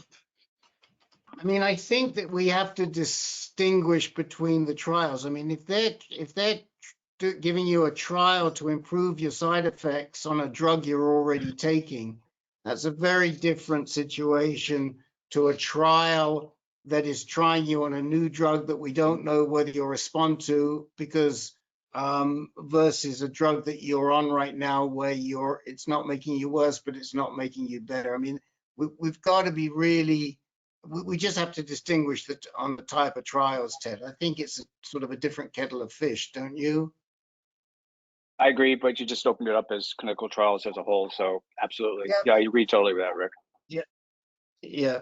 I mean, anybody else? If not, we'll move on because we've got plenty more people. But it's such an important subject that I just really wanted to give it airtime, and we don't give enough airtime to this conflict of interest that is there. So, Rick, Rick, this is Len. Just a quick one sentence or two here. What Steve mentioned, they said it's behaving like lung cancer, which makes me think they're thinking small cell lung cancer, which is a type of neuroendocrine cancer. So, Steve, you should be pressing them to do all the markers. Right. I'm waiting for the chromogranin test to come back. I took it last Tuesday. Yeah. And it hasn't come back yet. So yes, I mean, that's on the radar now. Yeah. Okay, good. That's it, Rick. okay. Why don't we, the good segue from this is to Carl Foreman. The person who has participated in several clinical trials and just failed one 2 weeks ago after being on it for 24 weeks at Weill Cornell. But the medication that was being tested are 3 types. It was a triple therapy. But anyway, my short comment is that I will be starting chemotherapy this Thursday. Cabazitaxel and carboplatin at CINJ. And I've gotten my other second opinions from Dr. Marshall at Johns Hopkins, Mark Stein at New York Presbyterian, and still going to talk with Dr. Agarwal tomorrow, but I did not want to wait to schedule my my chemo. Originally it was going to be the following week, but I was able to push it up to this Thursday. That's my update. Well, first of all, we really hope it works. Secondly, is there anybody on the call that would like to give a newbie to chemotherapy any tips? Anything that you feel that Carl should know, starting cabazitaxel and carboplatin? Maybe Peter, you might have something to say here. Yeah, Carl and I spent an hour or so on the phone the other day. Carl, the one thing I didn't mention is this will do a number, it does a number on your hair, any fast growing cell. And the one I didn't mention is your nails, your toenails, your fingernails. It can really mess them around. So you can try ice water, do whatever you can, but be careful there because it'll go on it's still going on with me a year and a half later. I did ask them about ice caps and mittens, and they're kind of discouraging that to the extent that it may negatively affect any cancer cells in those areas. Okay. Well, just be alert that your toenails, fingernails might take a big hit. Thanks. I mean, they do work, those ice caps. I mean, I know somebody who's getting pretty toxic platinum-based chemotherapy for renal medullary carcinoma. She happens to be an internist herself, a doctor herself, and she has had 8 or 9 treatments now, and she's kept her hair, and she's using an ice cap. So I've not, that's the first time I've ever heard the concern about not reaching the cells that you are freezing. I mean, I suppose technically they're right, but I've not heard that before. Any comments on that? Has anybody heard that from when they discussed ice caps or putting your fingers in water or your toes in water? Yeah, I've heard that too. Has anybody ever had Mets in their fingers or toes? Well, but yeah, have they done an MRI on your head? No, I know that. I'm asking about the fingers and toes if they get Mets. Anybody ever hear about that? No. Any early reasonable stage? So I wouldn't worry about mittens or toes. I hate the neuropathy that I got from my chemo. I mean, if it were me, I probably would try and protect my fingers and my toes if I could figure out a way to do it to avoid the neuropathy. I'm just not convinced by that argument, Carl, but again, it's up to you, and we haven't heard it before. As far as your head is concerned, I don't know. I think Steve raised a good point. If they see any mets that are in your skull, then probably good reason not to. If they don't, it's really your call. But you know, the good news is that it grows back afterwards, and if you don't believe me, you can take a look at Peter Kafka. Well, you can't right now. There he is. Oh, okay.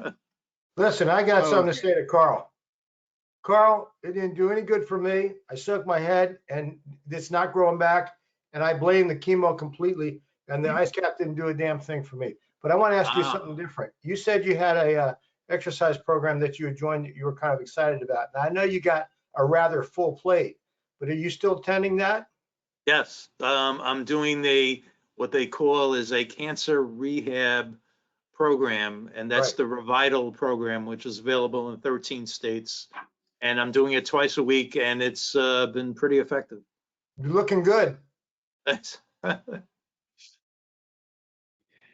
Okay, guys, we got to keep moving here. We're going to try and get around everybody. Carl, we're all with you, and we also know this is a huge step for you. So we hope it works. Gary Peters, question. What is your question? So my understanding from all the discussion about lutetium is that it, for both diagnostic and therapeutic purposes, it can be very helpful, but only if your cells express PSMA. And I'm wondering if there's any way to know that prior to getting a scan. Is there some way to detect before getting on a table whether or Gary, not that's what the scan's for. Let me address this, okay? Because there's an error in your thinking initially, Carl. Gary. The error in your thinking is that lutetium is not for diagnostic and for therapeutic. PSMA is for diagnostic and therapeutic, but the agent for diagnostic with PSMA is not lutetium. It's gallium or 18F, or the guys will correct me on the other radionuclide agents. Lutetium is only for the therapeutic side, and there are other agents for the therapeutic side too. So what we do is see if you express PSMA by doing a gallium scan or a Pylarify scan. And if you do express that, then you go to lutetium. Now, the protocol that seems to be coming into place, it's fairly well accepted, developed originally in Australia, and it's very, very important, is that when you do these Pylarify or PSMA scans, you also do a scan, an FDG scan. FDG, am I right, guys? FDG, did I get that right? Yep. Yes. You do an FDG scan at the same time, because we want to make sure that every place you have what we think could be a lesion is also a place where we think that you express PSMA. So we're looking for concordance. Thank you, Herb, for giving me the word earlier before we started. We're looking for concordance between the two scans to make sure you are going to respond. There is another question to ask, and I think I don't know the answer. Is there anything you can do to tell if you're PSMA avid, meaning you express PSMA, without doing a scan? And I don't know the answer to that. I haven't heard of anything, but I don't know of like a blood test or any other type of biopsy. I mean, Rick, I mean, my own sense, it's a cell surface antigen on cells. If it were shed, we would already have a blood test. So it's just impossible for me, just on the fact that we don't have any, we can't do a blood test, implies to me that it's not shed. Well, you could do a biopsy. When they did my hip biopsy to see if the metastasis was real, they came back and said it was a PSMA avid lesion in my hip. Right, PSMA, but yeah, so that's the only other way. Yeah, but they probably use like immunocytochemistry looking at attached to the cells. Now, the other thing is a blood test won't help you, because really what you want to know is that your tumor is PSMA avid. And if you simply measure that there's PSMA in the blood, it doesn't tell you where it's going to come from, right? If you want to know that 100% of your cancer is PSMA avid, having a blood test isn't going to do that. Only a scan is going to tell you where the PSMA is versus where the FDG uptake is. Thank you. Larry, does that answer your question? Yes. Hey, anyone else got any questions? Because I've got 3 guys we're going to hit pretty quickly, and I want to get to them before they drop off. But if anyone else has a question on this, because again, it's important stuff for everybody to understand, we'll stay with you. Anybody got a question on this?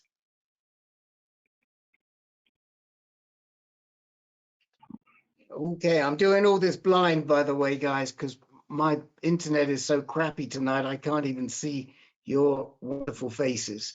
So you can put your tongue out at me, do what you like. I won't even see it tonight.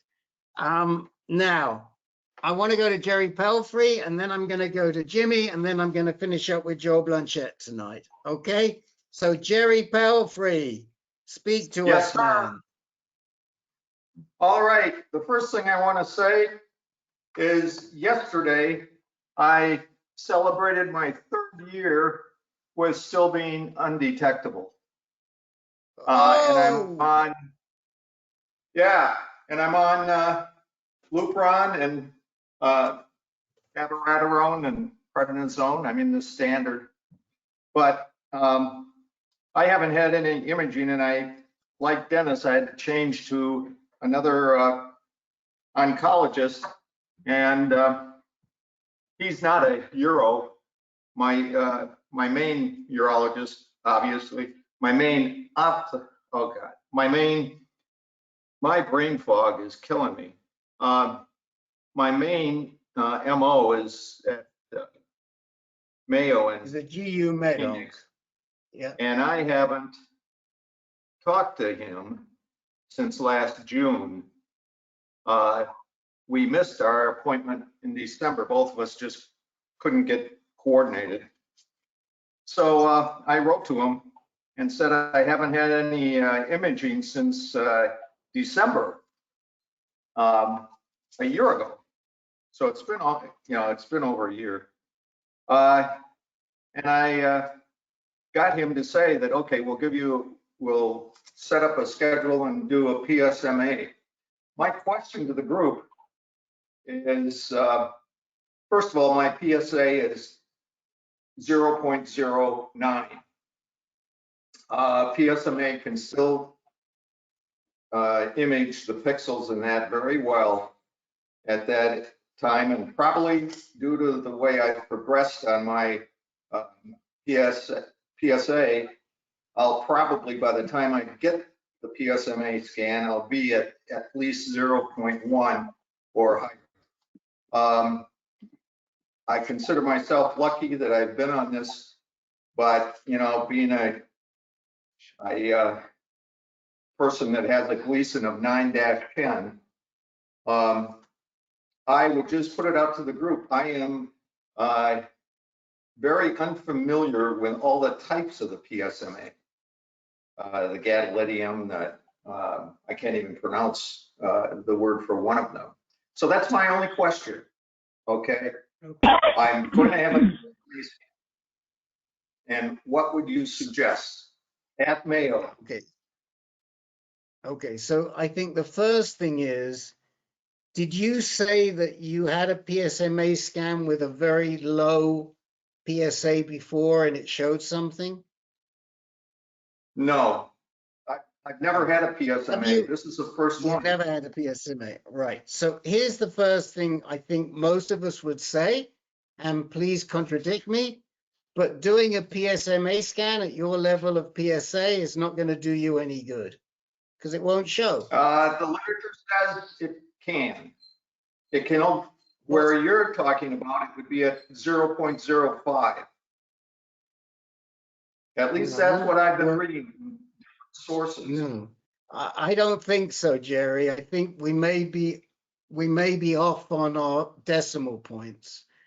PSMA does not pick anything up at generally at less than 0.5. There are some people when they're first diagnosed, they saw that between 0.25, 0.25 and 0.5, they did get some results.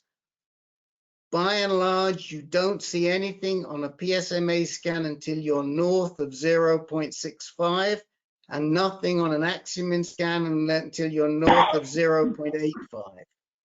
Now, if anybody disagrees, please speak up.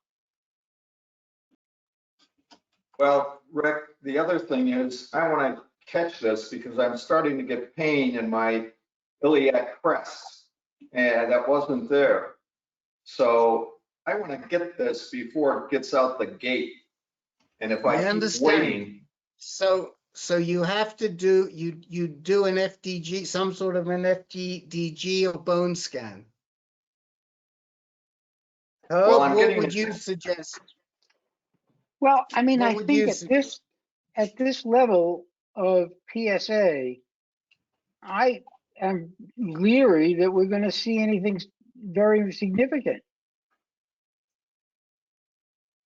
Well, you have to have what a about good with an radiologist to read it. I think even FDG is probably less sensitive and less specific. But again, I think the chances of seeing something that's going to be clinically actionable to me is basically from reading the papers is going to be low. Len, what do you think? Yeah, I think I agree with you, Herb, and agree with Rick. If you wanted to do anything, maybe, you know, an anatomic scan like a CT scan or an MRI,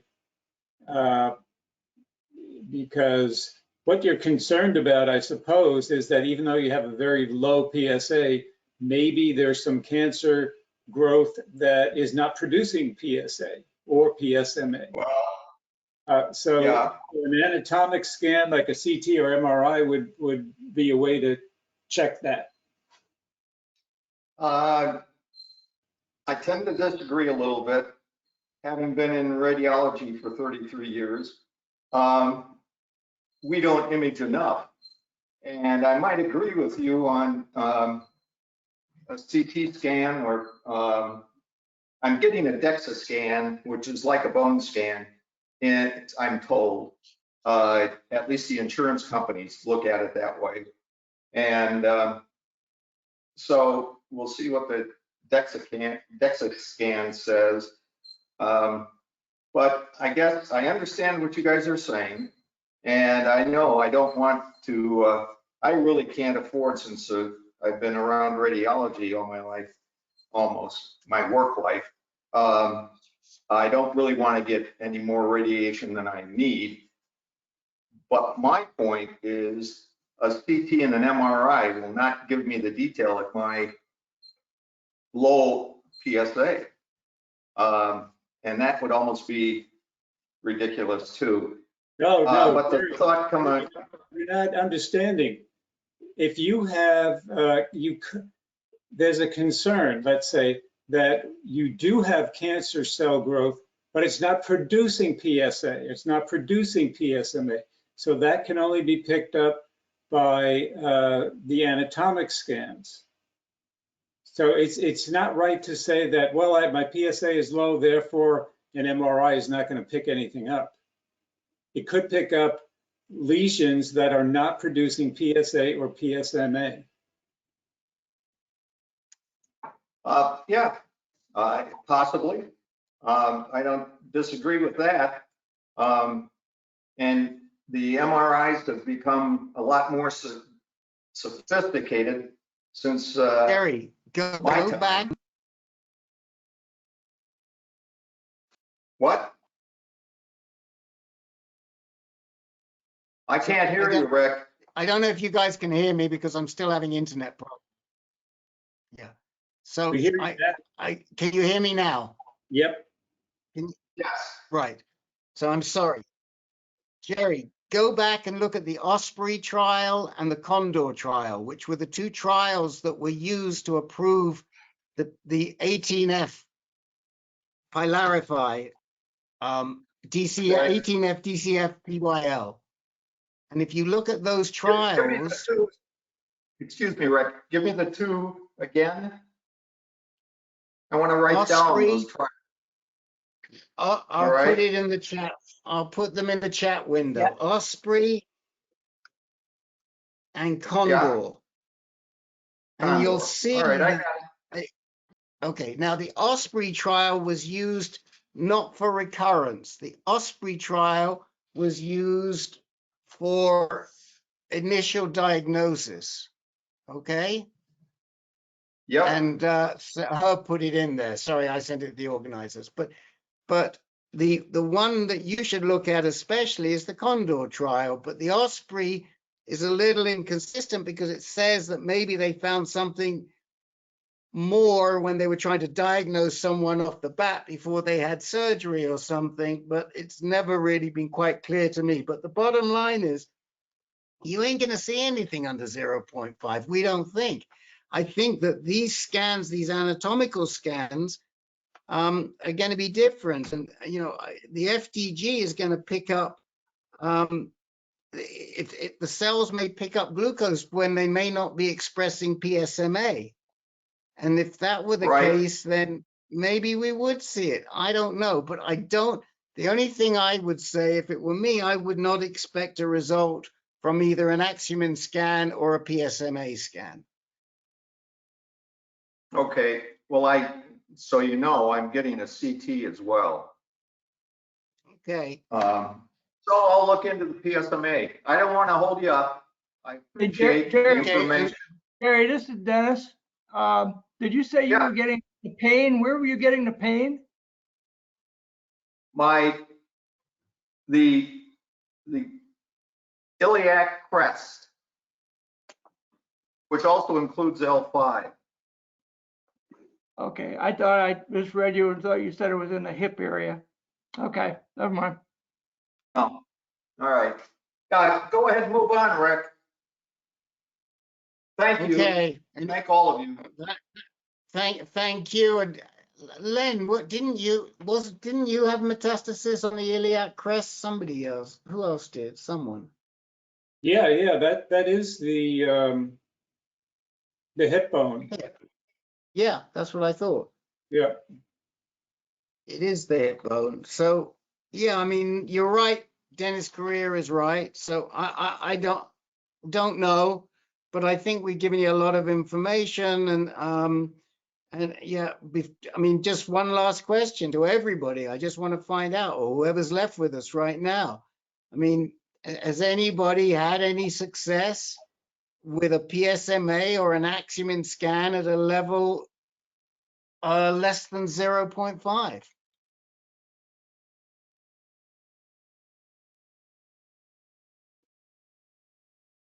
I guess not. hopefully Joel's still with us. I can't see, but if he is, I know he tried fairly early on and didn't get anything. But I promised to go to Jimmy next. So Jimmy, you're up. What did you had good news for us? Oh yeah, you don't want good news, do you? First of all, I'm going to make this real quick. I time before last I went to the doctor, I had high enough LDL, pretty high. He wanted to put me on statin, and I was like a lot of people. No, I don't need statin. I'll diet and exercise. Well, I already did that. Came back 3 months later. I blew a 224 for my LDL, which is screaming high. Went up from 152 with me supposedly making my best efforts. So I got a Crestor. I have familial hypercholesterolemia. That's nothing you can do about that. So it got from 224 to 117. So that's much better. I also got my regular tests. What was your HD? That 117. Yeah, Jimmy. That's what LDL. was your HD? LDL. My LDL went from 224 to 117. My HDL is 75 or so. Well, that's great. So you're fine. And my PSA and testosterone. So now it's been about 18 months since I've stopped treatment, and more importantly, about 10 months I've been at normal testosterone, and I remain at less than 0.004 or something. So this is good. I'm always waiting for that other shoe to drop kind of thing, but I don't really live like that. So I try to just say, great, and stay the course at whatever that is. The other thing is that thanks to Rachel Rubin and that great seminar we had, the last thing for me to come back and my side effects is libido. First I felt better, then I started getting a little bit stronger, losing a little bit of my fat, and my brain started to work a little bit better. Although I don't know, my brain doesn't work that good anymore. But that's coming down from a really high level, so I guess I'm still okay. But anyway, the last thing to come back was libido, not function. Function is, I had a prostatectomy, I had radiation, I had hormone treatment. A lot of guys know. I'm like I always say, they took away my Maserati, gave me a golf cart. It's about 65% hard. It doesn't work right now. It's not functional, So I decided I want to get some injections, especially after Rachel Rubin spoke, and she even said that porn actors used to take it so that they could last a long time. I said, well, it was good enough for them. It's good enough for me to try. I don't have any problem with putting a diabetic needle into my Johnson, although it sounds horrible, but she assured me it wasn't. She's a really, really great person. So anyway, all is well with me. I always feel a little bit bittersweet because I see guys really struggling and I see all kinds of stuff going on. And then I got to come on here and say, hey, I'm doing great, But I figure I might as well drop the good news, and that's it. I want to know how long your erection lasted with the needle. Mine was like 2 hours. 2 hours. I tried to call everybody in the neighborhood to come over. Well, you don't want to last too long. That's all I know. Yeah, it did start to hurt after a while. I don't want that. Yeah. Look, anyway, that's it. So there's an important lesson from that comment, which is that you have to get the dose right, and that's why they have you do it in the doctor's office. I actually wasn't kidding about that the first time I messed up. I know. Listen, I've known guys who have 2 hours is great, because I've known guys who've gone on 8 or 9 hours and they finished up with a priasmus in the ER. Yeah. So I didn't go really, that. really important when you're talking to the doc about these about doing trimix, that you work with them up front on getting the right dose, because it means if that's happening, they haven't dosed you right in the first place. Really important. I believe that's what happened. It's not a pill, it's an injection. It's you have to. Right, but they mix it up. It's 3 different things they put in. That's why they call it trimix. Right, trimix, right? And location is pretty important too. I talked to Elliot Kerman in New York about this, and he said you start with a really low dose, and he told me how to do it and all that. But man, I don't need the last 2 hours. I'm 66 years old. What am I going to do with a 2-hour erection? That's just between us. You can dream on about all the girls in the neighborhood who deserve you. I had plenty of girls. My wife doesn't want to hear about it, that's for sure. Right, we won't tell her. Please don't tell her. Go to Joel Blanchett. Jimmy, That's what I want to hear from. Jimmy, I do one question, which is where is your testosterone? What does it come back to? It's 550.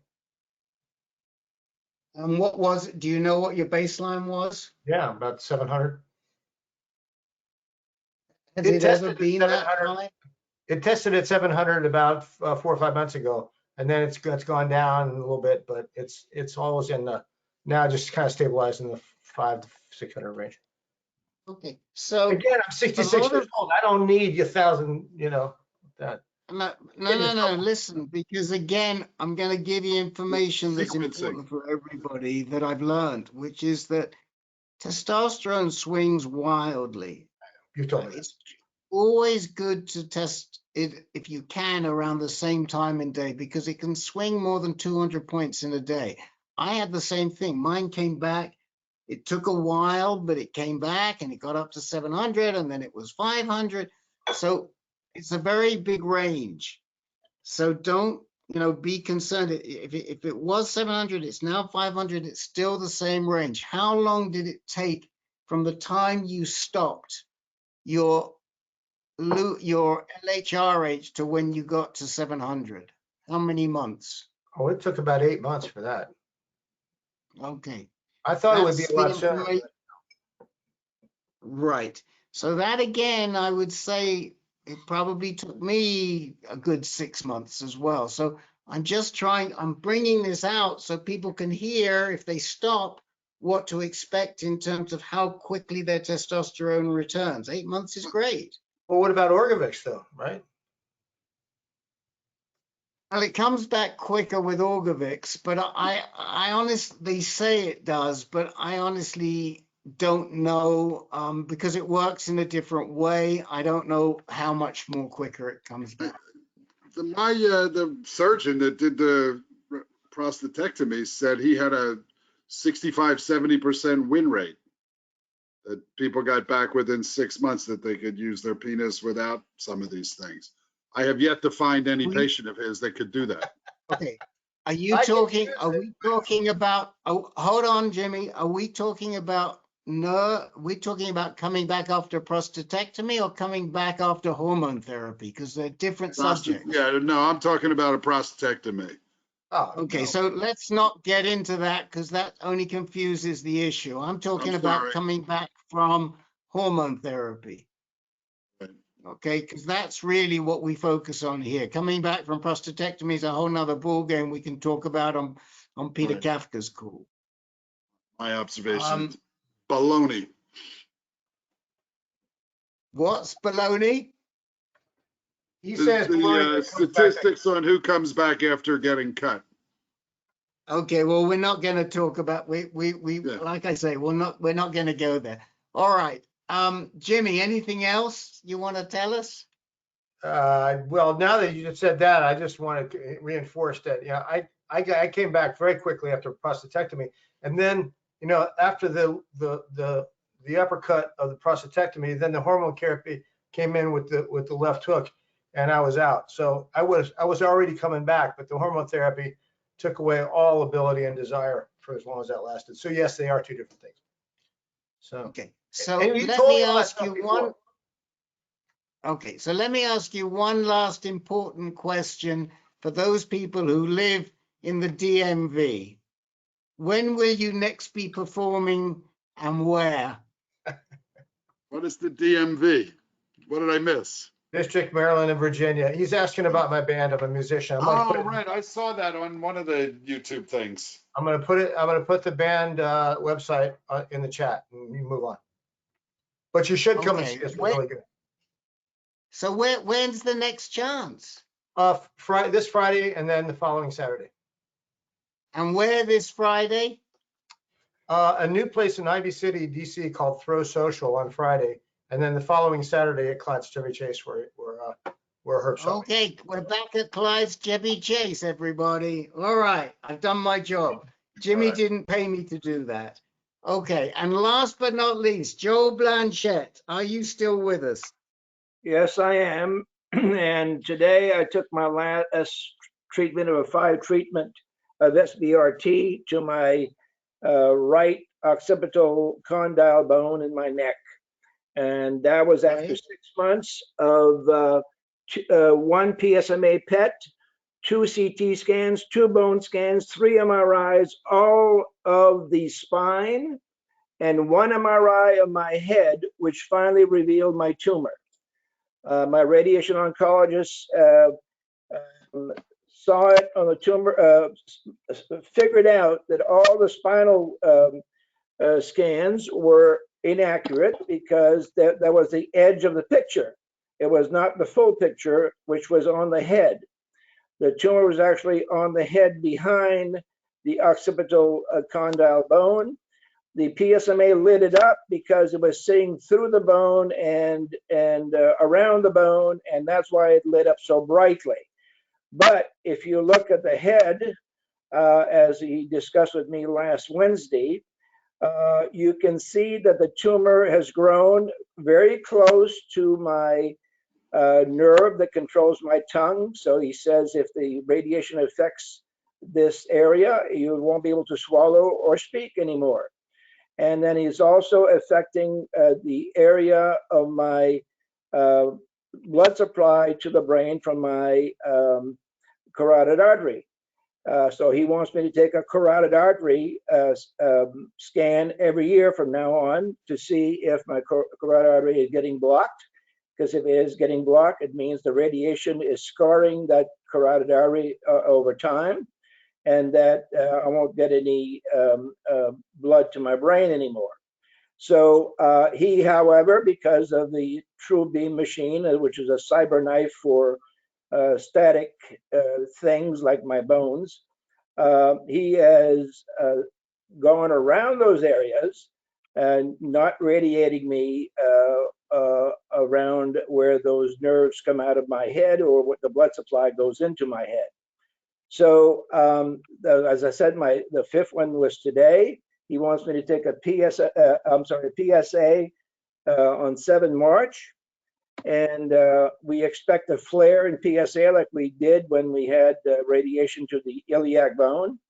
And then the PSA should go down, hopefully. And then he wants me to about a month later or 2 weeks later take another PSMA PET scan to see if he got all the cancer or not, and if where else there would be cancer in my body. Because so far we've only been treated one spot at a time, playing whack-a-mole with the prostate cancer. So that's where I am. That's the update.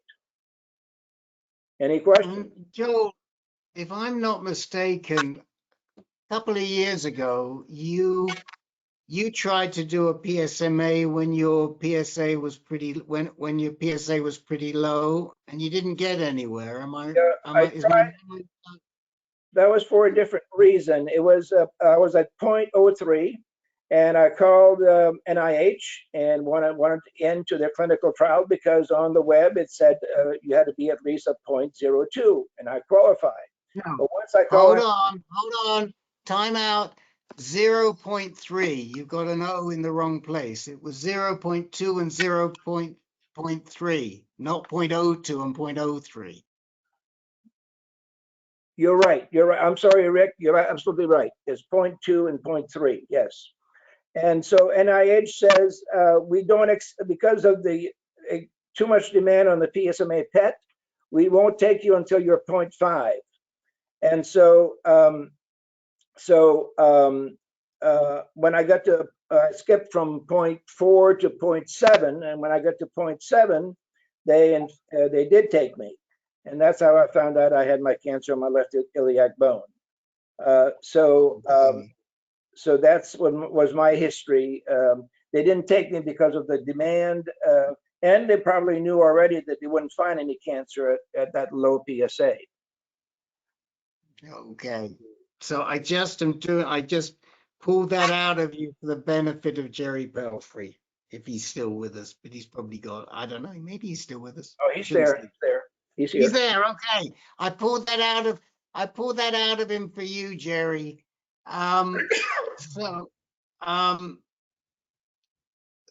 we hope that this is going to be a great result for you, General.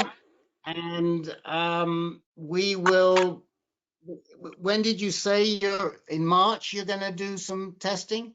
Yeah, you do a PSA on 7 March, and then which is 30 days out from today, and then PSMA a couple of weeks later to see if they got all the cancer, and also if there's any metastasis anyplace else in the body. Well, we're keeping our fingers crossed, and it sounds. I mean, you were so persistent, and God bless you for continuing to find a way to correctly identify this occipital, this lesion, which was actually in your skull and not in the occipital bone, from what you're telling us. Yes, I believe, yeah, the PSMA was lighting up at an SUV of 11, and it was very bright, but it was, of course, all you see is a bright light on the PSMA. You don't see the exact definition of the tumor. And they only found that out by taking a head as MRI as opposed to a spinal MRI. Spinal MRI. Okay. Well, we've been through everybody, I hope. I apologize to anybody who got here after 5 minutes late or 7 minutes late, because we just had such a full house today. And it's why I really want to get you all in early so we can get through everybody, because I'll stay. Next week's session is on Tuesday. We know it's the third Tuesday of the month, but we are not running on consecutive nights, which is what we do if we were on our normal schedule. So we will be back whatever day next Tuesday is, the 7th, the 14th, the 15th, I think. I think the 15th is next Tuesday. If we can get Len lined up, he'll be there. And then the following Monday will be Herb, and that'll be the end of the month. And we're going to be on this crazy schedule next month too. Sorry about that, but that's how we keep going with one meeting a week right now. Okay. That's it. I think, oh, no, I have something else. One other quick thing, and we'll give you more information. We are planning, Peter, thank you so much. Peter Kafka is planning a virtual tribute to Jake, God rest his soul, on the 20th, Sunday, the 20th. It will be at 6 p.m. Eastern. It will be open to everybody. It will not be on our platform. It will be on John Teisberg's Reluctant Brotherhood Zoom platform. Hopefully, as many of you as would like to say something about Jake will attend, and we will welcome you and give you the chance to say whatever you'd like to say. And we're hoping the family are going to be there. So, how long was Jake a member of this group? Oh my gosh, I started supporting Jake in, I think, 2013. I went back to look, and I started supporting him on Inspire, and I think he came on to the telephone call that we did with John Teisberg, the Reluctant Brotherhood call that we all did together. And I think he came on there around 2013, which was before Len.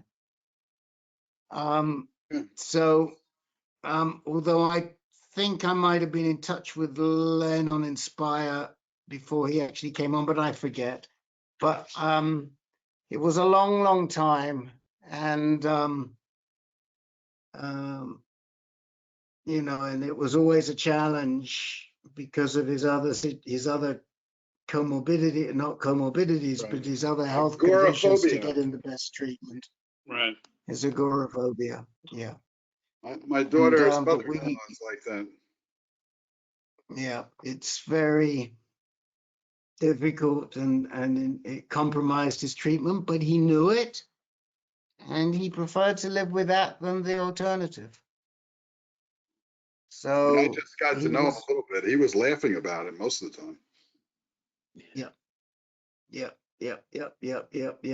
And he never really, he preferred his he preferred his evils to treating his prostate cancer. You know, Evils he being preferred cigarettes his, and whiskey. he wasn't that much of a drink. He wasn't a drinker, right, Len? He wasn't a drinker, but he Yeah. never ate. His diet was horrible, and smoked. You know, when his screen went dark, we knew why it was dark because he was respectful enough to us that he didn't want to puff on the screen. And it was, you know, that was that was it. And he never ate right. He never followed the treatment. Even his original treatment therapy, he chose focal therapy when his disease was really not suitable for focal therapy. And so it came back quickly. And that it Jim was what it Greenfield. was. And I'm sorry. yeah. You said you weren't you on treatments for like 12? Aren't you still on treatments or docetaxel, like 20 treatments, 21? Who are you talking to? Jim Greenfield. Oh, I'm sorry, what's your question?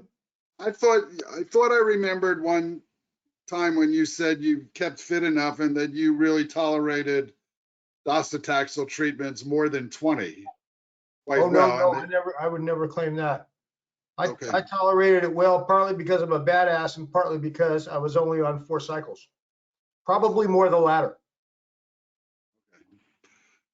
I was doing quite well, and then my back started to hurt, and I'm having a little trouble getting on my elliptical machine last 2 weeks. You know what I say? Get on it anyway. I do most of the time, but all right, guys. Especially watching football. All right. All right. I gotta get something to eat here. So we'll see you all next week. Okay. And hopefully we'll have this recording up on time this week. Okay. Goodbye. Good night, everybody. Everybody bring good news for a change. Thanks, everybody. Take care. Be well. Good night. Good news. Good night. Good night.